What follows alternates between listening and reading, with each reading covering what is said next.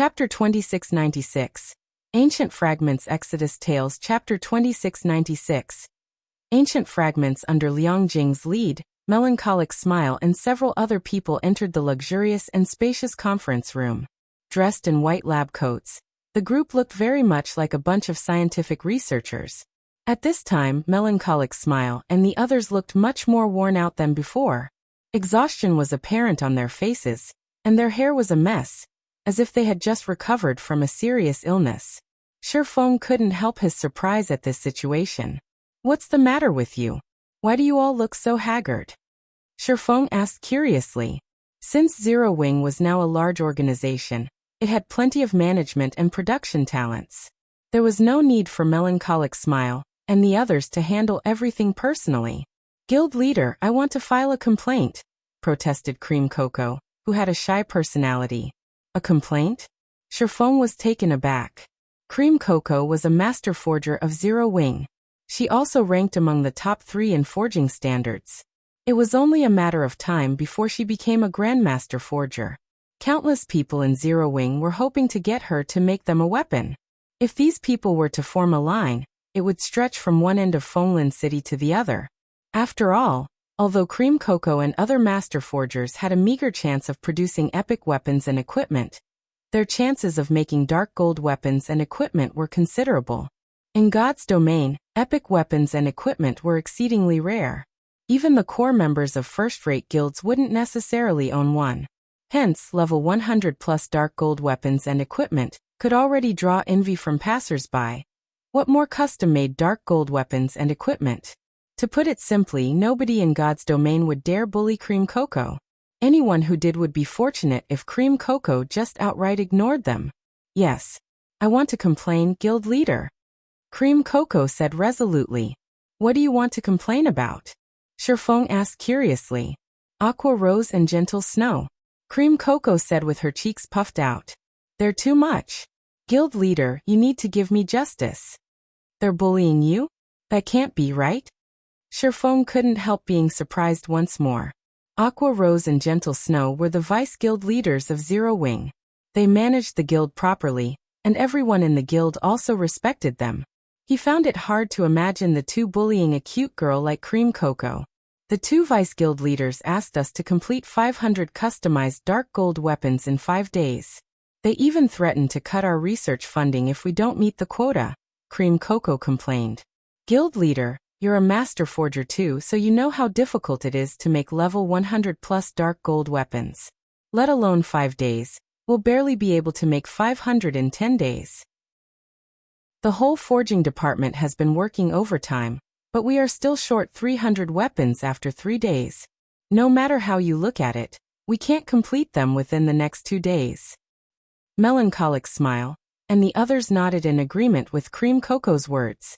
Customized level 100+ dark gold weapons were not cabbages. They were delicate works that required all of a forger's attention. The slightest mistake would lead to failure. That many. The number Cream Cocoa reported shocked Shifeng. 500 customized dark gold weapons was a significant number. Moreover, these weapons were level 100+ weapons. So many of such weapons could elevate a first-rate guild's core team's overall combat power to a whole new level. "What weapon did those 2 ask you to make?" Shifeng asked. "It's this one." Cream Cocoa pulled out a tablet from her coat and swiped her finger across the screen, transferring the information on her tablet to the conference table's holographic projector. The projection of a black spear appeared above the table. The spear was as tall as an adult human, and engraved on it were intricate magic patterns. The spear looked extraordinary at a glance. What a powerful spear! Surprise filled Shifeng's eyes as he read the spear's detailed information. Thunder Spear. Spear, dark gold consumable, level 110 equipment requirement. Strength 2000, ignore levels +30, ignore defense, throwing distance increases according to the wielder's strength with a maximum of 3000 yards.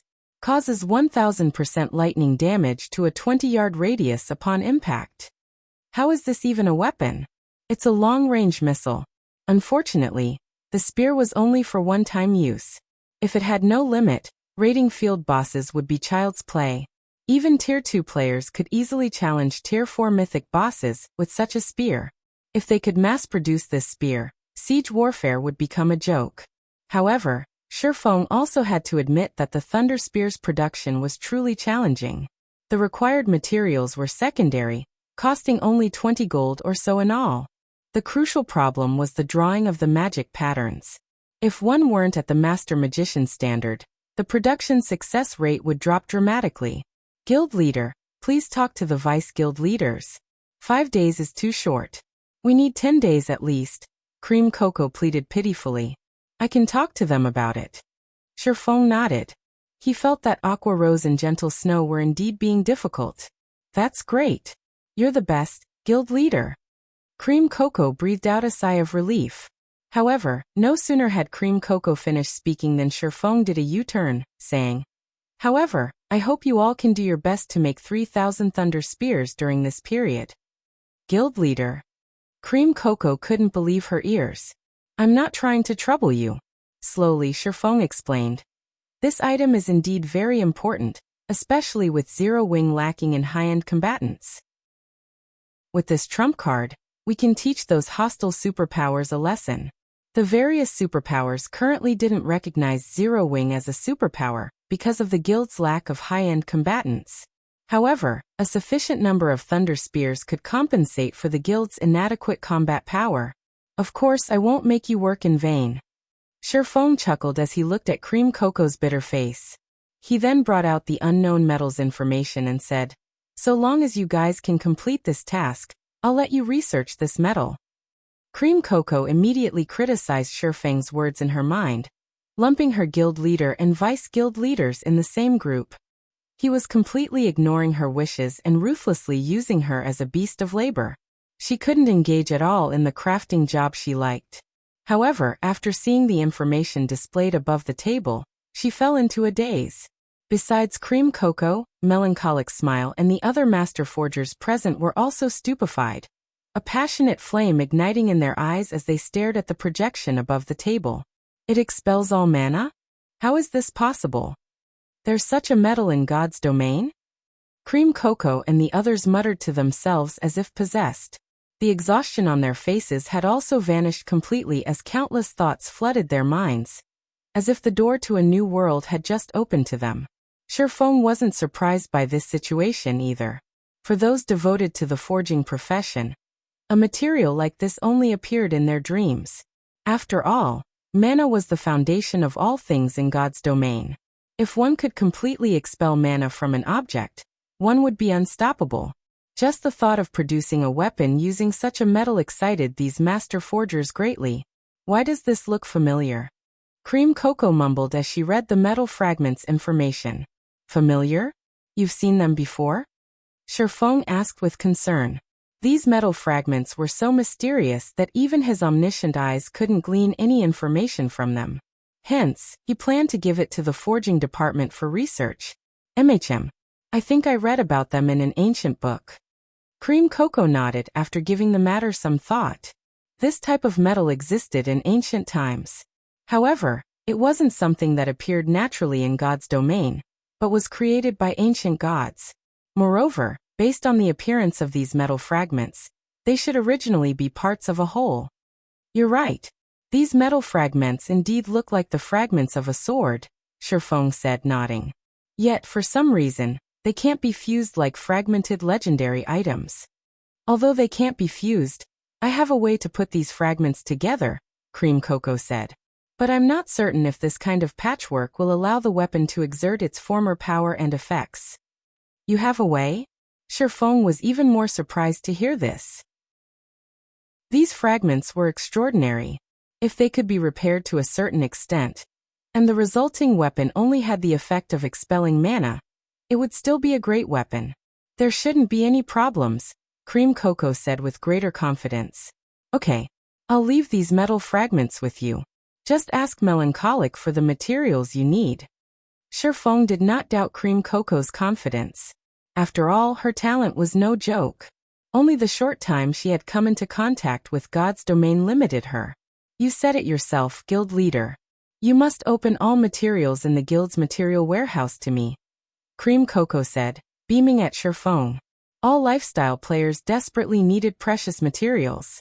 However, let alone legendary materials, even inferior legendary materials were hard to come by. Not even super guilds would give lifestyle players of her caliber free use of such materials. Now that Sherfong gave her carte blanche to use such materials, she naturally couldn't let this opportunity get away. Sure.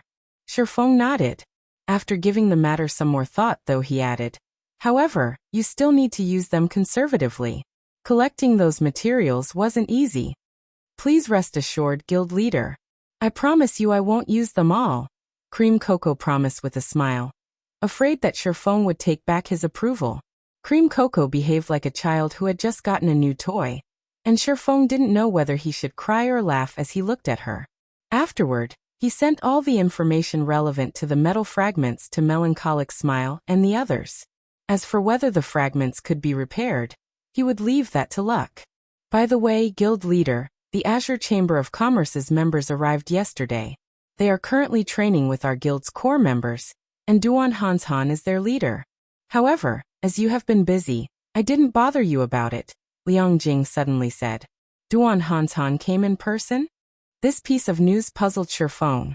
Duan Hanshan was a giant in the Azure Chamber of Commerce. Typically, sending a management staff for a training meeting between guilds would be more than enough. It was inconceivable that a big shot like Duan Hanshan came in person. Do you want to meet them now? Liang Jing asked. Since Duan Hanshan came here in person, as the guild leader, I naturally have to meet him. Make the necessary arrangements, Sherfong said. I'll get it done now. Liang Jing promptly left the conference room. Meanwhile, as Sherfong discussed the ancient fragments with Cream Cocoa and the others, 2 men and 2 women walked toward Zero Wing Tower. And leading this group was an amiable middle-aged man. After observing Zero Wing's internal members coming and going from the building for some time, Kurue, the cute girl in a red dress, turned to the peerless beauty beside her. Smiling, she said, Big sis, it looks like Zero Wing is only average. Not only are there barely any people here, but most of them haven't even reached the refinement realm yet. I can't imagine what powerful experts Zero Wing can offer the operation this time. Read latest chapters at Wuxia World. Although Zero Wing's headquarters prosperity wouldn't necessarily have any relation to Zero Wing's strength, it should still reflect some of it. Mushin remained silent in response to Kurue's comment. While she knew that Zero Wing had just recently emerged, she never thought that the guild's headquarters would have so few members stationed in it. Moreover, the average strength of these members was appallingly weak. Let alone superpowers. They couldn't even hold a candle to the members found in the various pseudo-superpowers headquarters. Alright, let's go in and have a look. Uncle Hong frowned slightly. However, he didn't dwell on the matter, entering the lobby of Zero Wing's headquarters together with Mushin and the others. Chapter 2697. Inspecting Zero Wing Tower's lobby. With a ceiling soaring 9 meters high, the lobby looked very much like a small stadium. Aside from the reception for visitors, it also had a cafe and a lounge area, as well as a virtual combat platform for the guild's internal members to entertain themselves and visitors. Due to these reasons, quite a lot of people had gathered in the lobby. When Mushin and her companions entered the lobby, they quickly noticed several hundred people thronged the virtual combat platform. These people were spectating a duel between Zero Wing's internal members, and the scene was very lively. After seeing Mushin's group entering the lobby, one of the front desk receptionists approached them and asked, "Hello, are you here to look around Zero Wing's headquarters? Or do you have other business to attend to here?" My 2 nieces are interested in Zero Wing, so I brought them here for a visit today," Uncle Hong explained with a smile. Certainly. The receptionist smiled and took out 4 visitor cards. You may visit up to the 9th floor with this visitor card. The floors beyond are only for internal members. If you have any questions after your tour, feel free to consult with the front desk. Thank you. Uncle Hong nodded and accepted the visitor cards. Afterward, the receptionist returned to her position at the front desk and allowed Mushin's group to roam about the building freely. Zero Wing sure is generous. They're actually allowing outsiders to tour their headquarters. This will save us a lot of trouble. Kurue commented in surprise as she received a visitor card from Uncle Hong. Usually, the various large guilds would place tight restrictions on their headquarters. Aside from the lobby, they generally wouldn't allow outsiders to visit other locations. They might be trying to lure more people to join Zero Wing, Mushin said. She more or less understood Zero Wing's circumstances. Although Zero Wing was prospering in God's domain, it remained an unknown entity in the real world. Despite having gone to great lengths to secure a guild headquarters, Zero Wing still lacked talents. Letting visitors tour its headquarters would undoubtedly give players unaware of Zero Wing's existence a better understanding of the guild.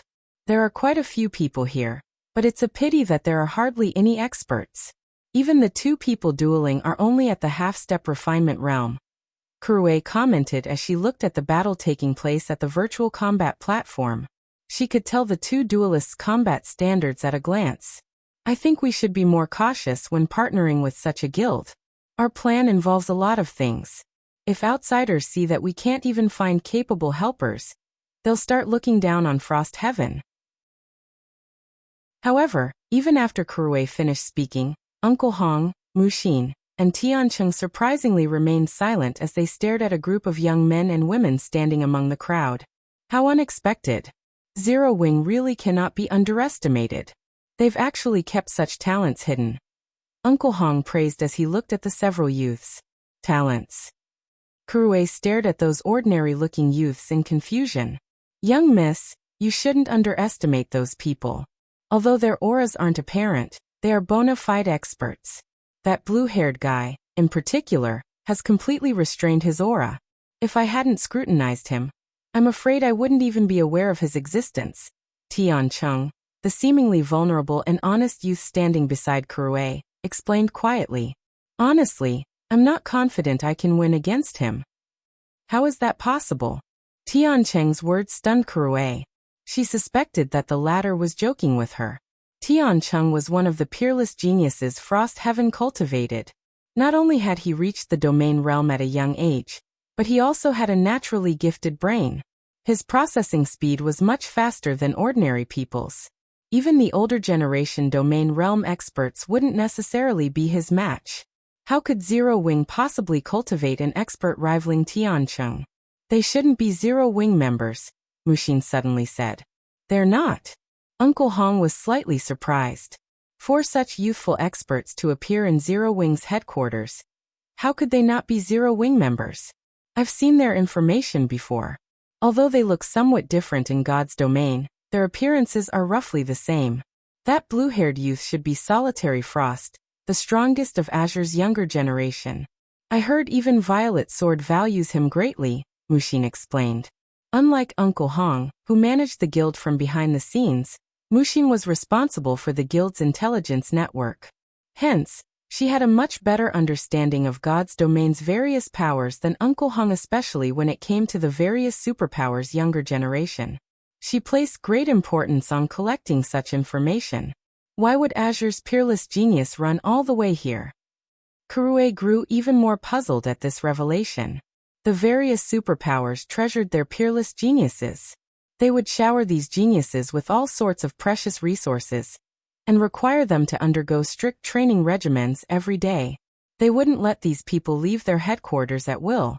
Tiancheng was a similar case. If not to inspect Zero Wing's strength this time, he wouldn't have received permission to leave Frost Heaven's headquarters. Zero Wing really is interesting. Not only did Azure's peerless genius come running over, but so did an old fellow from Azure. Uncle Hong said as he gazed at a cool-headed, middle-aged man resting and drinking tea in a corner of the lobby. Old fellow. When Kurue checked the focus of Uncle Hong's attention, her mouth dropped wide open subconsciously. The man Uncle Hong was looking at was none other than Duan Hanshan, the strongest person of the Duan family's second generation. Duan Hanshan's reputation in the virtual gaming industry was in no way inferior to Uncle Hong's. Or to put it in another way, she had grown up listening to the stories of these men. For such a big shot to visit Zero Wing's headquarters personally was definitely big news. At the same time Hong Xinyuan noticed Duan Hanshan. Duan Hanshan also noticed Hong Xinyuan's presence. The two of them then smiled at each other. Come. Let's head over, Hong Xingyuan said, smiling. After saying so, Hong Xingyuan made his way to Duan Hanshan. As for Muxin and the others, they obediently followed him while bating their breaths. Old Hong, what brings you here? Duan Hanshan greeted Hong Xingyuan with a smile. My two nieces are interested in Zero Wing, so I came to look around. Hong Xingyuan replied perfunctorily. However, I'm curious as to why the Western Continent's ice demon is here. There still shouldn't be much interaction between the Eastern and Western continents. The Azure Chamber of Commerce mainly operated on the Western continent, and the businesses it had on the Eastern continent were very few. No matter how he thought about it, there shouldn't be much contact between Azure and Zero Wing. Narrowing his eyes, Duan Hanshan refused to believe a single word from Hong Xingyuan's mouth. He then stroked his beard and said flatly, "It's nothing. I just brought some of Azure's newcomers for a training meeting with Zero Wing." You guys are here for training? Hong Xingyuan reflexively arched a brow at Duan Hanshan, doubt coloring his face. Let alone Hong Xingyuan. Even Kuei thought Duan Hanshan was messing with them. Although she was a newcomer who had just entered the virtual gaming industry recently, she knew that the Azure Chamber of Commerce possessed an extraordinary foundation. It stood high above ordinary superpowers. In comparison, Zero Wing was a new guild that had just emerged along with God's Domain. Who would believe that Azure would send its top talents to receive training from Zero Wing? What? Don't believe me? Duan Hanshan chuckled. If we were in a super guild's headquarters, I would definitely believe you, but Zero Wing? Hong Xingyuan chuckled and shook his head. Some guild operations indeed had to be kept confidential and could not be disclosed to outsiders. However, in Hong Xingyuan's opinion, Duan Hanshan's excuse was simply too poor. Saying that Azure's top talents had come to teach Zero Wing's newcomers would be more believable. I knew you wouldn't believe me. Duan Hanshan's smile grew even brighter when he heard Hong Xingyuan's reply. He then pointed at the nearby virtual combat platform and said, "We're going to have a coaching battle with Zero Wing in a moment. Since you don't believe me, how about we make a bet?" Bet? How are we betting? Hong Xingyuan asked out of curiosity. Didn't you bring a newcomer too? Duan Hanshan glanced at Tiancheng. Calmly he said, I can see he's quite good. How about you have him replace one of my newcomers? However, this is a precious spot, so I can't just let your newcomer join for free. I'll have to collect 5 bottles of S-rank nutrient fluid as a deposit. Hong Xingyuan nearly choked at Duan Hanshan's proposal. Not only was Duan Hanshan asking his side to contribute manpower, but he was even asking for 5 bottles of S-rank nutrient fluid. Duan Hanshan was too shameless. Don't be in a hurry to reject me. Upon seeing Hong Xingyuan's dark face, Duan Hanshan added, If you win this bet, I'll pay you back double. It seems you're quite optimistic of Zero Wing's members. Hong Xingyuan was somewhat surprised. 10 bottles of S-rank nutrient fluid were enough to supply a top talent for half a year, a significant amount to any superpower. Sort of. Duan Hanshan nodded. However, if you lose, you'll have to compensate me with an additional 10 bottles. Hong Xingyuan was momentarily at a loss for words. Why did Duan Hanshan make it sound as if they would lose no matter what? Read latest chapters at Wuxia World. When had Frost Heaven's reputation fallen to such a degree? How about it? Want a bet? Duan Hanshan asked hastily when Hong Xingyuan remained silent for some time. However, Hong Xingyuan wasn't a young and arrogant rookie. He didn't pay any attention to Duan Hanshan's goading at all. Instead, he turned to look at the honest-looking Tiancheng. Tiancheng, what do you think? Hong Xingyuan asked. Chapter 2698. Zero Wing's Hidden Strength? Upon hearing Hong Xingyuan's question, Kuei hurriedly signaled Tiancheng to agree. After all, this was an excellent opportunity to disrupt Muxin's plan. Tiancheng was the 5th strongest person among Frost Heaven's 10 swords. Out of everyone in Zero Wing, only Black Flame could possibly contend against him. However, Tiancheng surprisingly did not answer right away. Uncle Hong, may I use my full strength in the match? Tiancheng asked. The 10 swords were different from Frost Heaven's ordinary members. It was imperative that they conceal their strength from outsiders. Unless they received explicit orders from the upper echelon, they couldn't show their full power even if it meant suffering defeat. Tian Cheng's question didn't surprise Duan Hanshan. After all, this was also the case with the Azure Chamber of Commerce. Only during the annual competition before did Solitary Frost and the others have their restrictions lifted. You can use your full strength when necessary, Hong Xingyuan said after giving the matter some thought. Zero Wing's Black Flame possessed the strength to contend against the mythic-ranked foe Saint Devourers. If Black Flame stepped forward as Zero Wing's representative, Tian Cheng would undoubtedly lose if he held back his strength. Such an outcome wasn't what Hong Xingyuan wished to see. After all, his goal here today was to establish Frost Heaven's prestige. I don't have any problems then. Fighting spirit flared in Tian Cheng's eyes. Good. I'll leave it to you then. Hong Xingyuan nodded in satisfaction. He then turned to Duan Hanshan and said, Old Ice Demon, we have a deal. Initially, Hong Xingyuan had been considering how to go about making Zero Wing aware of Frost Heaven's might after doing a brief inspection of Zero Wing's headquarters. Now it would seem he could save his efforts. That's settled. Duan Hanshan chuckled. He then turned to the blue-haired youth nearby and said, Guhan 1, step down for now. Let this kid take your place. Him. After scanning the honest-looking youth standing beside Duan Hanshan, Guhan asked reluctantly, Are you sure? Immediately, both Tian Cheng and Hong Xingyuan had the urge to puke blood. Just how much were others underestimating Frost Heaven nowadays? However, Hong Xingyuan did not explode in anger. He merely signaled Tian Cheng with his eyes conveying, You know what to do. They would let the Azure Chamber of Commerce know just how powerful Frost Heaven was through this duel. After a while, the coaching battle between Zero Wing and the Azure Chamber of Commerce officially began. At this time, more people thronged the virtual combat platform. Whether it was Zero Wing's members or Azure's members, both were ecstatic. I heard that a newcomer from Frost Heaven is taking Guhan's place.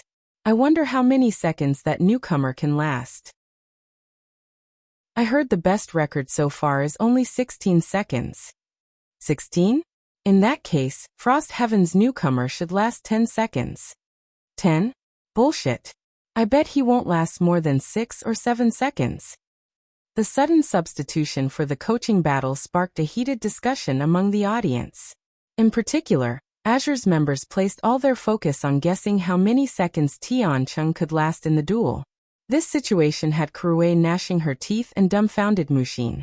Is it because Frost Heaven hasn't made any major movements recently? Is everyone treating us as pushovers already? Mushin felt that something was amiss as she eavesdropped on the discussions. The behavior of Azure's members was too strange. Every one of them spoke as if being able to last only several seconds against Zero Wing's representative was something to be proud of. None of them possessed the consciousness of an expert at all. After Tian Cheng sat within the virtual combat cabin, the door on the other side of the cabin slowly opened. A young and beautiful girl then walked in, sat on the battle seat directly opposite Tian Cheng, and gently donned the link helmet. However, contrary to Tian Cheng's expectations, his opponent did not exude an expert's temperament and sharpness at all. The girl next door type. Are you kidding me? Anger immediately stirred in Tian Cheng's heart when he saw this girl. Initially, he thought that Zero Wing would send a great expert to fight him. He had even sought permission from Hong Xingyuan to use his full strength. However, not only did Zero Wing not send Black Flame to face him, but even the guild's 2 vice-guild leaders did not show up. Instead, it fielded a little girl. Zero Wing was thoroughly underestimating Frost Heaven. Old Ice Demon, this is the guild you have high hopes for? Hong Xingyuan chuckled involuntarily as he inspected Violet Cloud. After seeing Duan Hanshan's confidence, Hong Xingyuan had very nearly believed that there was more to Zero Wing than met the eye. However, given the current circumstances, it would seem he had been worried for nothing. Although Violet Cloud was indeed talented for reaching the Void Realm at such a young age, she was still way behind when compared to Tian Cheng. In fact, Tian Cheng should end the fight within seconds. Of course. Upon seeing the smile on Hong Xingyuan's face, Duan Hanshan similarly smiled and suggested, Why don't we add to the wager then? What? Are you regretting your decision? Hong Xingyuan smiled. No. In addition to the previous wager, how about we bet 100,000 magic crystals? Duan Hanshan suggested happily. What if I don't accept? Hong Xingyuan asked. In Hong Xingyuan's opinion, Duan Hanshan was simply trying to scare him into canceling their bet. With the major update God's domain was undergoing, the prices of magic crystals and various materials were bound to increase. Hence, the various superpowers were currently doing their best to collect as much of these resources as possible. No one was willing to sell. Moreover, 100,000 magic crystals was a considerable sum. One even Hong Xingyuan wouldn't wager casually. It doesn't matter if you refuse. It's up to you, Duan Hanshan said indifferently. Okay, I'll bet with you. Hong Xingyuan agreed after seeing Duan Hanshan give up so readily. Good. I knew you were a good person, Duan Hanshan chortled. A good person? Hong Xingyuan found Duan Hanshan's word strange. B-10/B Meanwhile, during their conversation, the holographic screen outside the combat cabin also displayed the battlefield Violet Cloud and Tiancheng stood on. The battlefield was a barren wilderness, with the two players 100 yards apart from each other. Both of them retained their attributes, levels, and equipment from when they logged out of God's domain.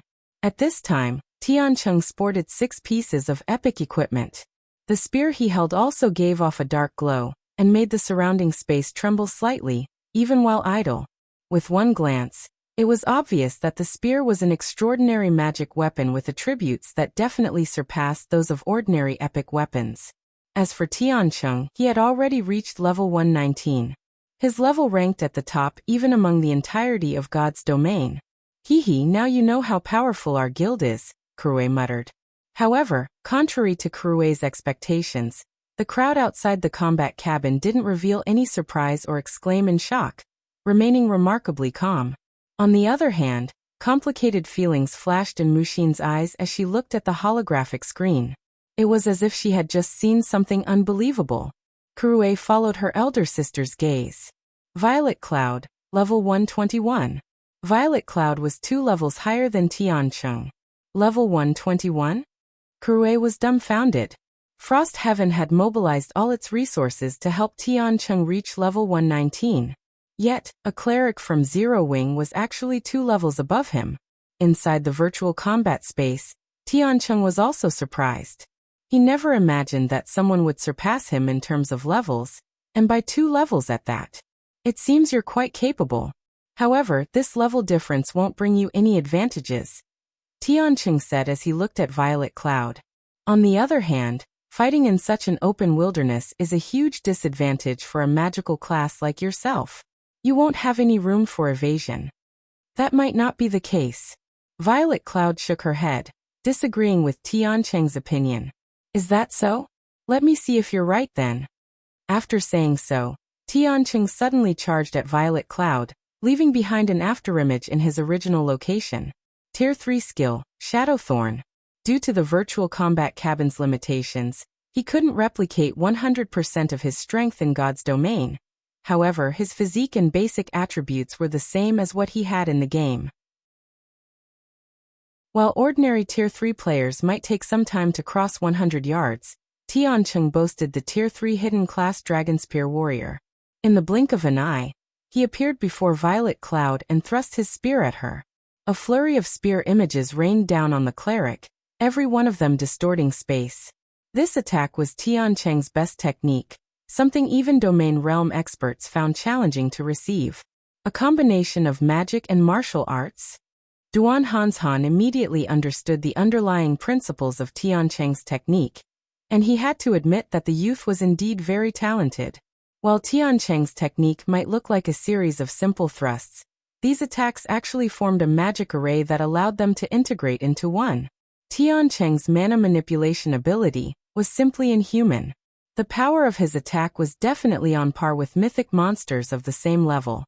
If this attack struck a magical class player, the result would undoubtedly be instant death. Just as Kurue felt proud of Tiancheng's performance, a sigh entered her ears. That guy sure is brave. He actually entered melee range. He's dead for sure. Kurue quickly dismissed these words. After all, if not a melee, how should a melee player fight a magical class player? At range? Even a greenhorn wouldn't speak such nonsense. Defying Kurue and the others' expectations of a quick retreat and a counterattack once Tiancheng's assault ended, Violet Cloud held her position. Moreover, she even took the initiative to meet Tiancheng's attack. Just when the rain of spears was about to land, Violet Cloud swung her staff horizontally and raised her free hand to receive the fierce assault. Not only did this scene stun the spectators outside the combat cabin, but even Tiancheng himself was puzzled. A magical class player trying to receive a melee player's attack without spells was simply suicide. However, when Violet Cloud's hand was about to come into contact with the spear images, a twofold magic array suddenly appeared on her palm. Tier 3 defensive spell, Amethyst Barrier. After summoning the Amethyst Barrier, Violet Cloud waved her hand once more, pushing out the crystalline barrier. The next moment, not only did the spear images scatter upon clashing with the Amethyst Barrier, but the barrier even continued pressing forward toward Tiancheng, forcing the latter to dodge it. Tier 3 defensive spells can be used like that. Kurue was stunned when she saw Violet Cloud nullify Tiancheng's attack. Defensive spells in God's domain were generally stationary. They couldn't be moved once cast. The main reason for this was the inhuman level of mana control required to execute such a complex feat. This was something beyond even domain realm experts. Yet Violet Cloud had done it. Meanwhile, just as Tiancheng dodged the Amethyst Barrier and was about to launch another attack on the cleric, he suddenly froze in shock. Over 300 magic blades had appeared around Violet Cloud, dancing around her like sprites. Every one of them carried enough power to decimate heaven and earth. Without giving Tiancheng a chance to catch his breath, these magical sprites immediately shot at him. Double speed casting? Tiancheng hurriedly executed a defensive combat technique, while simultaneously activating a Tier 3 defensive skill. The next moment, a pitch-black phantom emerged from Tiancheng's body and spread toward the oncoming magic blades. Boom, boom, boom. A series of explosions occurred in midair, the sound reverberating throughout the battlefield. The spatial fluctuations occurring were even visible on the virtual combat platform's holographic screen. Tiancheng's defense could be said to be perfect. He had already reached consummate mastery over his domain. Every one of his actions had been simplified to the extreme, and they created an iron wall before him. 3 seconds later, a person's silhouette flew out of the dust veiling the battlefield and smashed into the ground. Read latest chapters at Wuxia World. EU. How is this possible? Kurue was stupefied when she identified this silhouette. After all, this person was none other than Tiancheng. Chapter 2699, A Foregone Conclusion. I actually lost? Tiancheng wore a dazed expression when he woke up back inside the combat cabin. For a time, his thoughts lingered on the final moment of the fight. What exactly happened to Tiancheng? How did he get defeated so suddenly? Questions flooded Kurue's mind as she stared at the holographic screen. Tiancheng was clearly holding his own against the magic blades a second ago. Yet in the next second he got devoured by them. This situation was like a nightmare. Tiancheng had combined a bronze defensive combat technique with a Tier 3 defensive skill. Even Tier 4 mythic monsters couldn't have harmed him. How could a Tier 3 cleric like Violet Cloud possibly land an attack on him? However, unlike Kurue, none of the spectators around the Frost Heaven contingent were surprised by this situation. Azure's members, in particular, even felt that this was a reasonable outcome. She seized his mana. Mushin gasped deeply as she looked at Violet Cloud's figure displayed on the screen. Her control over mana is already at the Tier 4 standard. She has full control over the mana within her sphere of control, and players below Tier 3 cannot use mana to fight her. In God's domain, players would start learning how to manipulate mana after reaching Tier 2. And to advance to Tier 3, they had to construct a mana body, which allowed them to manipulate the ambient mana to power and enhance their skills and spells. However, if players couldn't utilize the ambient mana, then their skills and spells would be drastically weakened. In contrast, once a player's control over mana reached the Tier 4 standard, they could control all the mana within a 50-yard radius or more. And within this range, the skills and spells they used would far surpass that of ordinary Tier 3 players. With the combination of these two effects, even though Tian Chung had vastly superior combat standards, he was still no match for Violet Cloud in terms of overall combat power. Realization dawned upon Kuruei when she heard Mushin's explanation, and complicated emotions filled her heart as she looked at Violet Cloud. She's not much older than me, right? Kuruei mumbled to herself. Could she be the incarnation of a Tier 4 NPC? Not only did Violet Cloud reach the Void Realm standard at such a young age, but her control over mana had also reached the Tier 4 standard. This was a feat that veteran domain realm experts had yet to accomplish. Hong Xingyuan, sitting beside Kuruei, reacted surprisingly calmly to the duel's outcome. In fact, a hint of appreciation even appeared in his eyes as he looked at Violet Cloud. "Old Hong, you didn't lose unjustly, right?" Duan Hanshan asked as he stroked his beard. "It seems you figured me out long ago." Hong Xingyuan didn't get angry over losing 15 bottles of S-rank nutrient fluid and 100,000 magic crystals. On the contrary, a smile even appeared on his face. Of course. Any well-informed superpower could find out about that matter. Duan Hanshan nodded. "You didn't lose for nothing this time. You should know that Elder Sinful Flame lost to this young lady in our internal competition. You should be laughing at your harvest." However, what Duan Hanshan didn't know was that the current Violet Cloud was much stronger than when she fought against Sinful Flame. This time, she didn't rely on her staff to raise her concentration to the Tier 4 standard. Instead, she had reached Tier 4 by relying on herself. In other words, her mana control had improved by a significant margin. Yes, this is a worthwhile loss. Hong Xingyuan also couldn't help smiling at Duan Hanshan's words. This trip wasn't in vain after all. "Uncle Hong."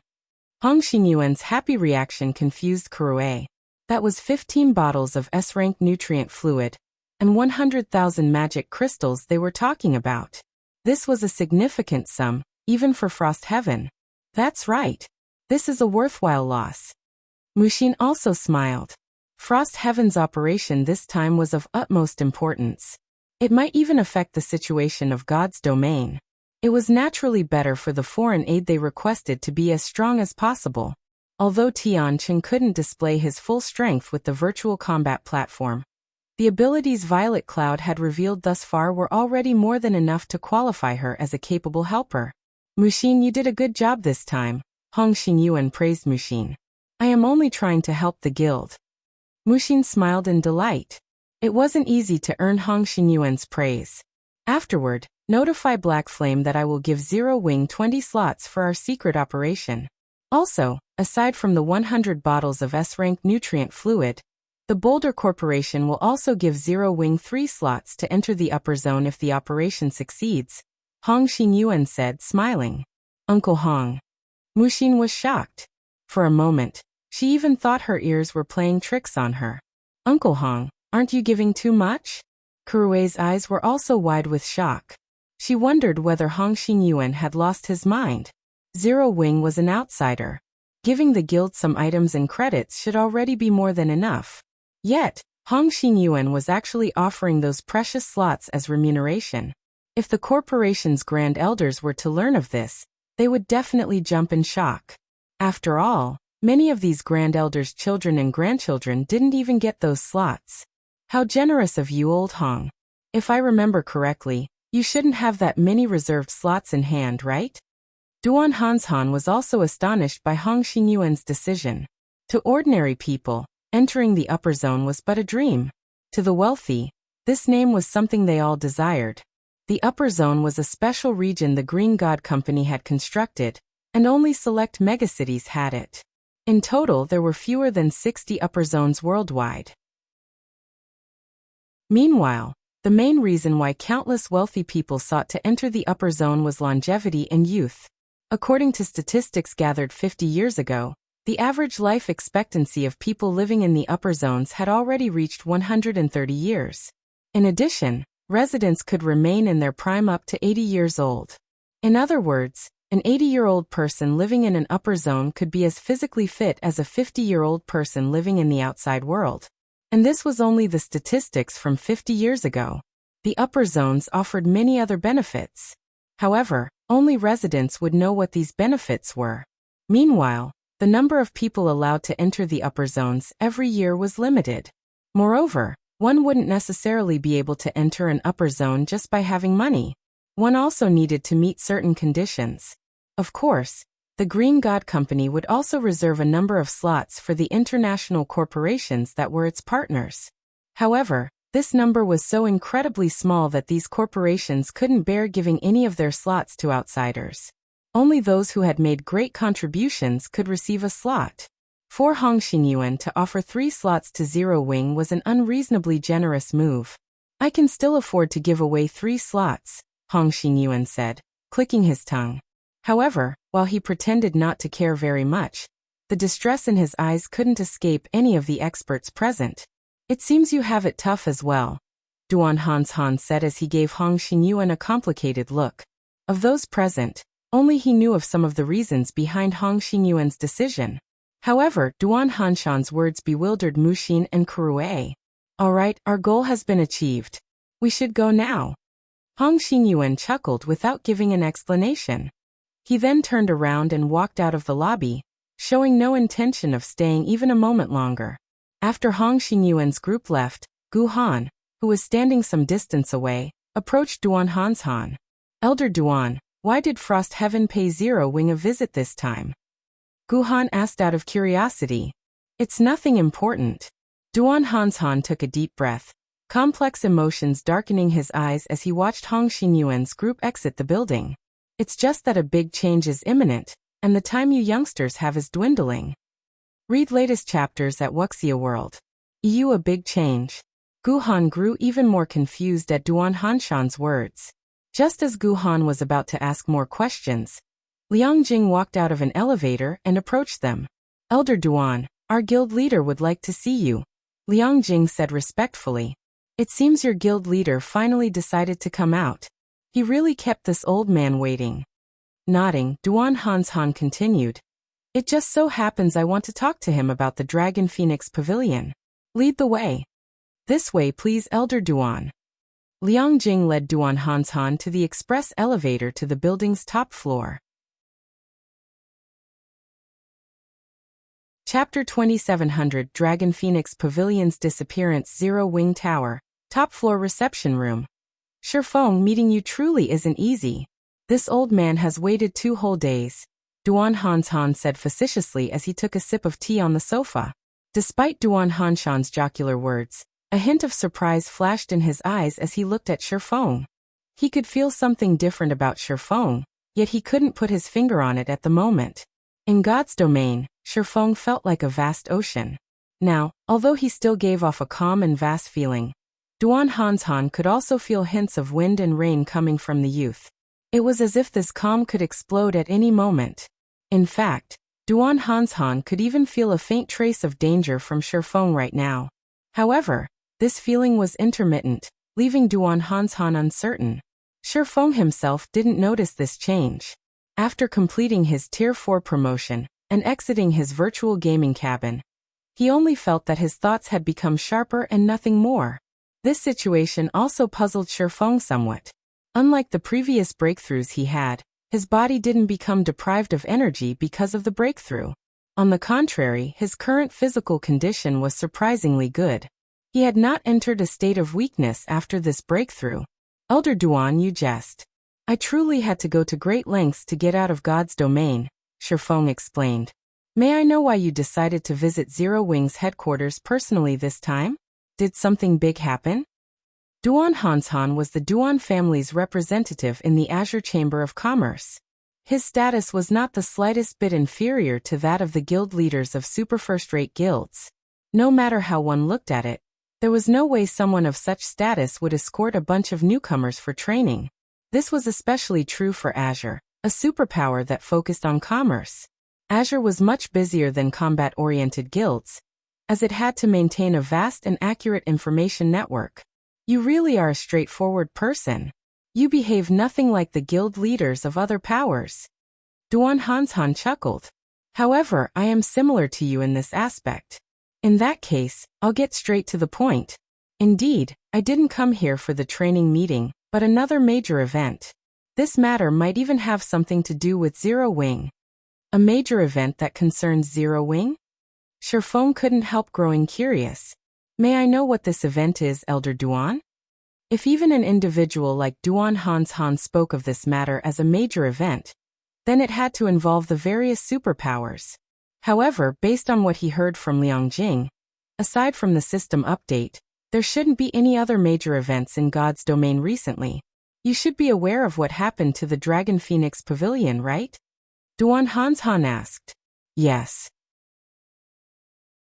The Dragon Phoenix Pavilion's 3 pavilion masters disappeared together with their close aides, and there has been no news of them even now, Shifeng replied, nodding. The 3 pavilion masters' disappearance had caused an uproar among the various superpowers. He had also asked Mu Lingsha to inquire into the situation, but she still hadn't discovered anything thus far. The matter I spoke of is somewhat related to the Dragon Phoenix Pavilion, Duan Han said, his expression growing serious. 2 days ago, the guild leader and vice-guild leaders of the 9-star family all disappeared. The 9-star family's leadership disappeared? How is this possible? Shifeng was stunned by the news. Not only was the 9-star family a super first-rate guild, but its background was even stronger than the Dragon Phoenix Pavilion's. According to rumors, the guild had suddenly gained the support of a powerful corporation. It currently occupied a portion of several empires, and was close to catching up with Silenc. Moreover, the 9-star family had 6 vice-guild leaders, who independently managed the guild branches in different empires. The fact that all of them had disappeared overnight was even more unbelievable than the simultaneous disappearance of the Dragon Phoenix Pavilion's 3 pavilion masters. As for the possibility of someone attacking the 9-star family's headquarters, that was even more impossible. After all, powers of such caliber possess comprehensive security systems. Even several grandmaster martial artists shouldn't be able to kidnap these people in secret. News of this matter has been blocked. Not many superpowers know of it, Duan Han said in a quiet tone. What does this have to do with Zero Wing? Shifeng grew even more curious after hearing Duan Hanshan's words. Could the Dragon Phoenix Pavilion have a hand in this matter? No.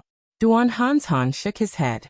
According to Azure's investigations, both the Dragon Phoenix Pavilions and 9-star family's leaders disappeared after secretly meeting with Saint's Hand.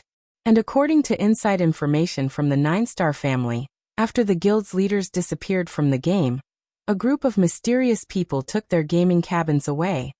A group of mysterious people took their gaming cabins? Is this Saint's Hand's doing? After hearing Duan Hanshan's explanation, Shifeng suspected that the Dragon Phoenix Pavilion had faced a similar situation. Also, did you find out where their cabins were transported to? While we still don't know if this incident is related to that mysterious bunch in God's domain, we did find out where the cabins were transported to. Duan Han replied, chuckling. Where? Shifeng asked curiously. Logically, with the forces the Dragon Phoenix Pavilion and 9-star family wielded, the 2 guilds should have been able to locate their leaders quickly. However, even now, there was no news from the Dragon Phoenix Pavilion. This was truly a bizarre situation. The upper zone. Duan Han said these words one by one. The upper zone? The fog enveloping Shifeng's heart grew heavy. He simply couldn't understand what was going on. Phoenix Rain was merely one of the leaders of a super first-rate guild. Why would someone of her status be dragged into such a huge incident? Shifeng knew a little about the upper zone. It was a special region capable of extending the lifespan of its residents. However, not just any wealthy person could enter it. In the eyes of the upper zone's residents, ordinary corporations were no different from ants. Even the leaders of the major corporations backing the Azure Chamber of Commerce would have to maintain a low profile while inside the upper zone. All the more someone like Phoenix Rain. It wouldn't be far-fetched to say that there shouldn't be any relations between Phoenix Rain and the upper zone. Saint's Hand is deeply involved in this matter. I came here this time to tell you that it's best not to provoke Saint's Hand too much during this time. Who knows? Zero Wing might end up becoming the next 9-star family. Duan Han warned earnestly. Provoke Saint's Hand? Revealing a bitter smile, Shifeng said, I've never taken the initiative to provoke them. To occupy the Orc Empire, Saint's Hand had already set its sights on Silverwing Town. It wasn't that he wanted to provoke Saint's Hand. Rather, the other party had already resolved to take his life. However, you don't have to worry too much about this either, Duan Hanshan said, chuckling. Don't need to worry? Shifeng asked, puzzled. Although he had adequate strength now, he was certain the security of Zero Wing's headquarters was far from comparable to that of the Nine-Star Family's and Dragon Phoenix Pavilion's headquarters. Frost Heaven's Hongxing Yuan has promised that so long as Zero Wing helps Frost Heaven complete the task you two agreed on, he will give Zero Wing 3 reserved slots to enter the upper zone. Duan Hanshan said, smiling.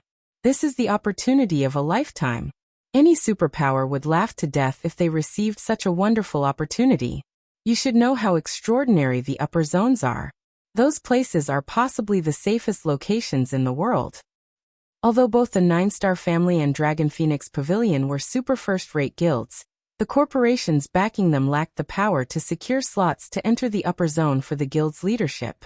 Otherwise, the two guilds wouldn't have faced such a predicament. This piece of news rendered Shifeng speechless. Just what is Frost Heaven trying to do for it to be so generous? These were reserved slots for the upper zone they were talking about. All else aside, just the upper zone's security aspect was already more than enough to make the various superpowers guild leaders go crazy. During his previous life, even when the guild leaders of first-rate guilds offered billions of credits, they still couldn't secure a slot in the upper zone. Only the guild leaders of super first-rate guilds could barely manage to do so. Yet, now Frost Heaven was actually offering 3 slots to Zero Wing. At this moment, Shifeng wouldn't be surprised if Frost Heaven wanted Zero Wing to mount a full-on assault on the 5 great super guilds. You're quite lucky, honestly. If it were any other time, Frost Heaven most likely wouldn't offer such a price for Zero Wing's help, Duan Hanshan said, sighing. As for what exactly Frost Heaven wants Zero Wing to do, I can't reveal it to you now. Someone from Frost Heaven will notify you when the time comes. In any case, it isn't a simple task. Zero Wing has to be careful. Otherwise, it wouldn't be surprising if Zero Wing were to perish. Thank you for your reminder, Elder Duan. Shifeng sincerely thanked Duan Hanshan. Duan Hanshan's willingness to reveal the Dragon Phoenix Pavilions and Saint's Hands matters to him already demonstrated Azure's sincerity in its partnership with Zero Wing. Shifeng naturally had to show his appreciation. Azure hasn't done anything noteworthy. How you'll proceed in the future is still up to you to decide, Duan Hanshan said, chuckling. Seeing as Shifeng was willing to accept the Azure Chamber of Commerce's kindness, his task here was done. Alright, I should go now. After saying so, Duan Hanshan left the reception room. He didn't even let Shifeng send him off as he silently disappeared from Zero Wing's headquarters. Guild leader, what should we do now? Liang Jing asked worriedly after Duan Hanshan left. Read latest chapters at Wuxia World. EU Saint's Hand posed too much of a threat. If they didn't act carefully, they might very well end up like the Dragon Phoenix Pavilion and Nine-Star Family. We can only take things as they come, Shifeng said. However, we'll have to reorganize our plans.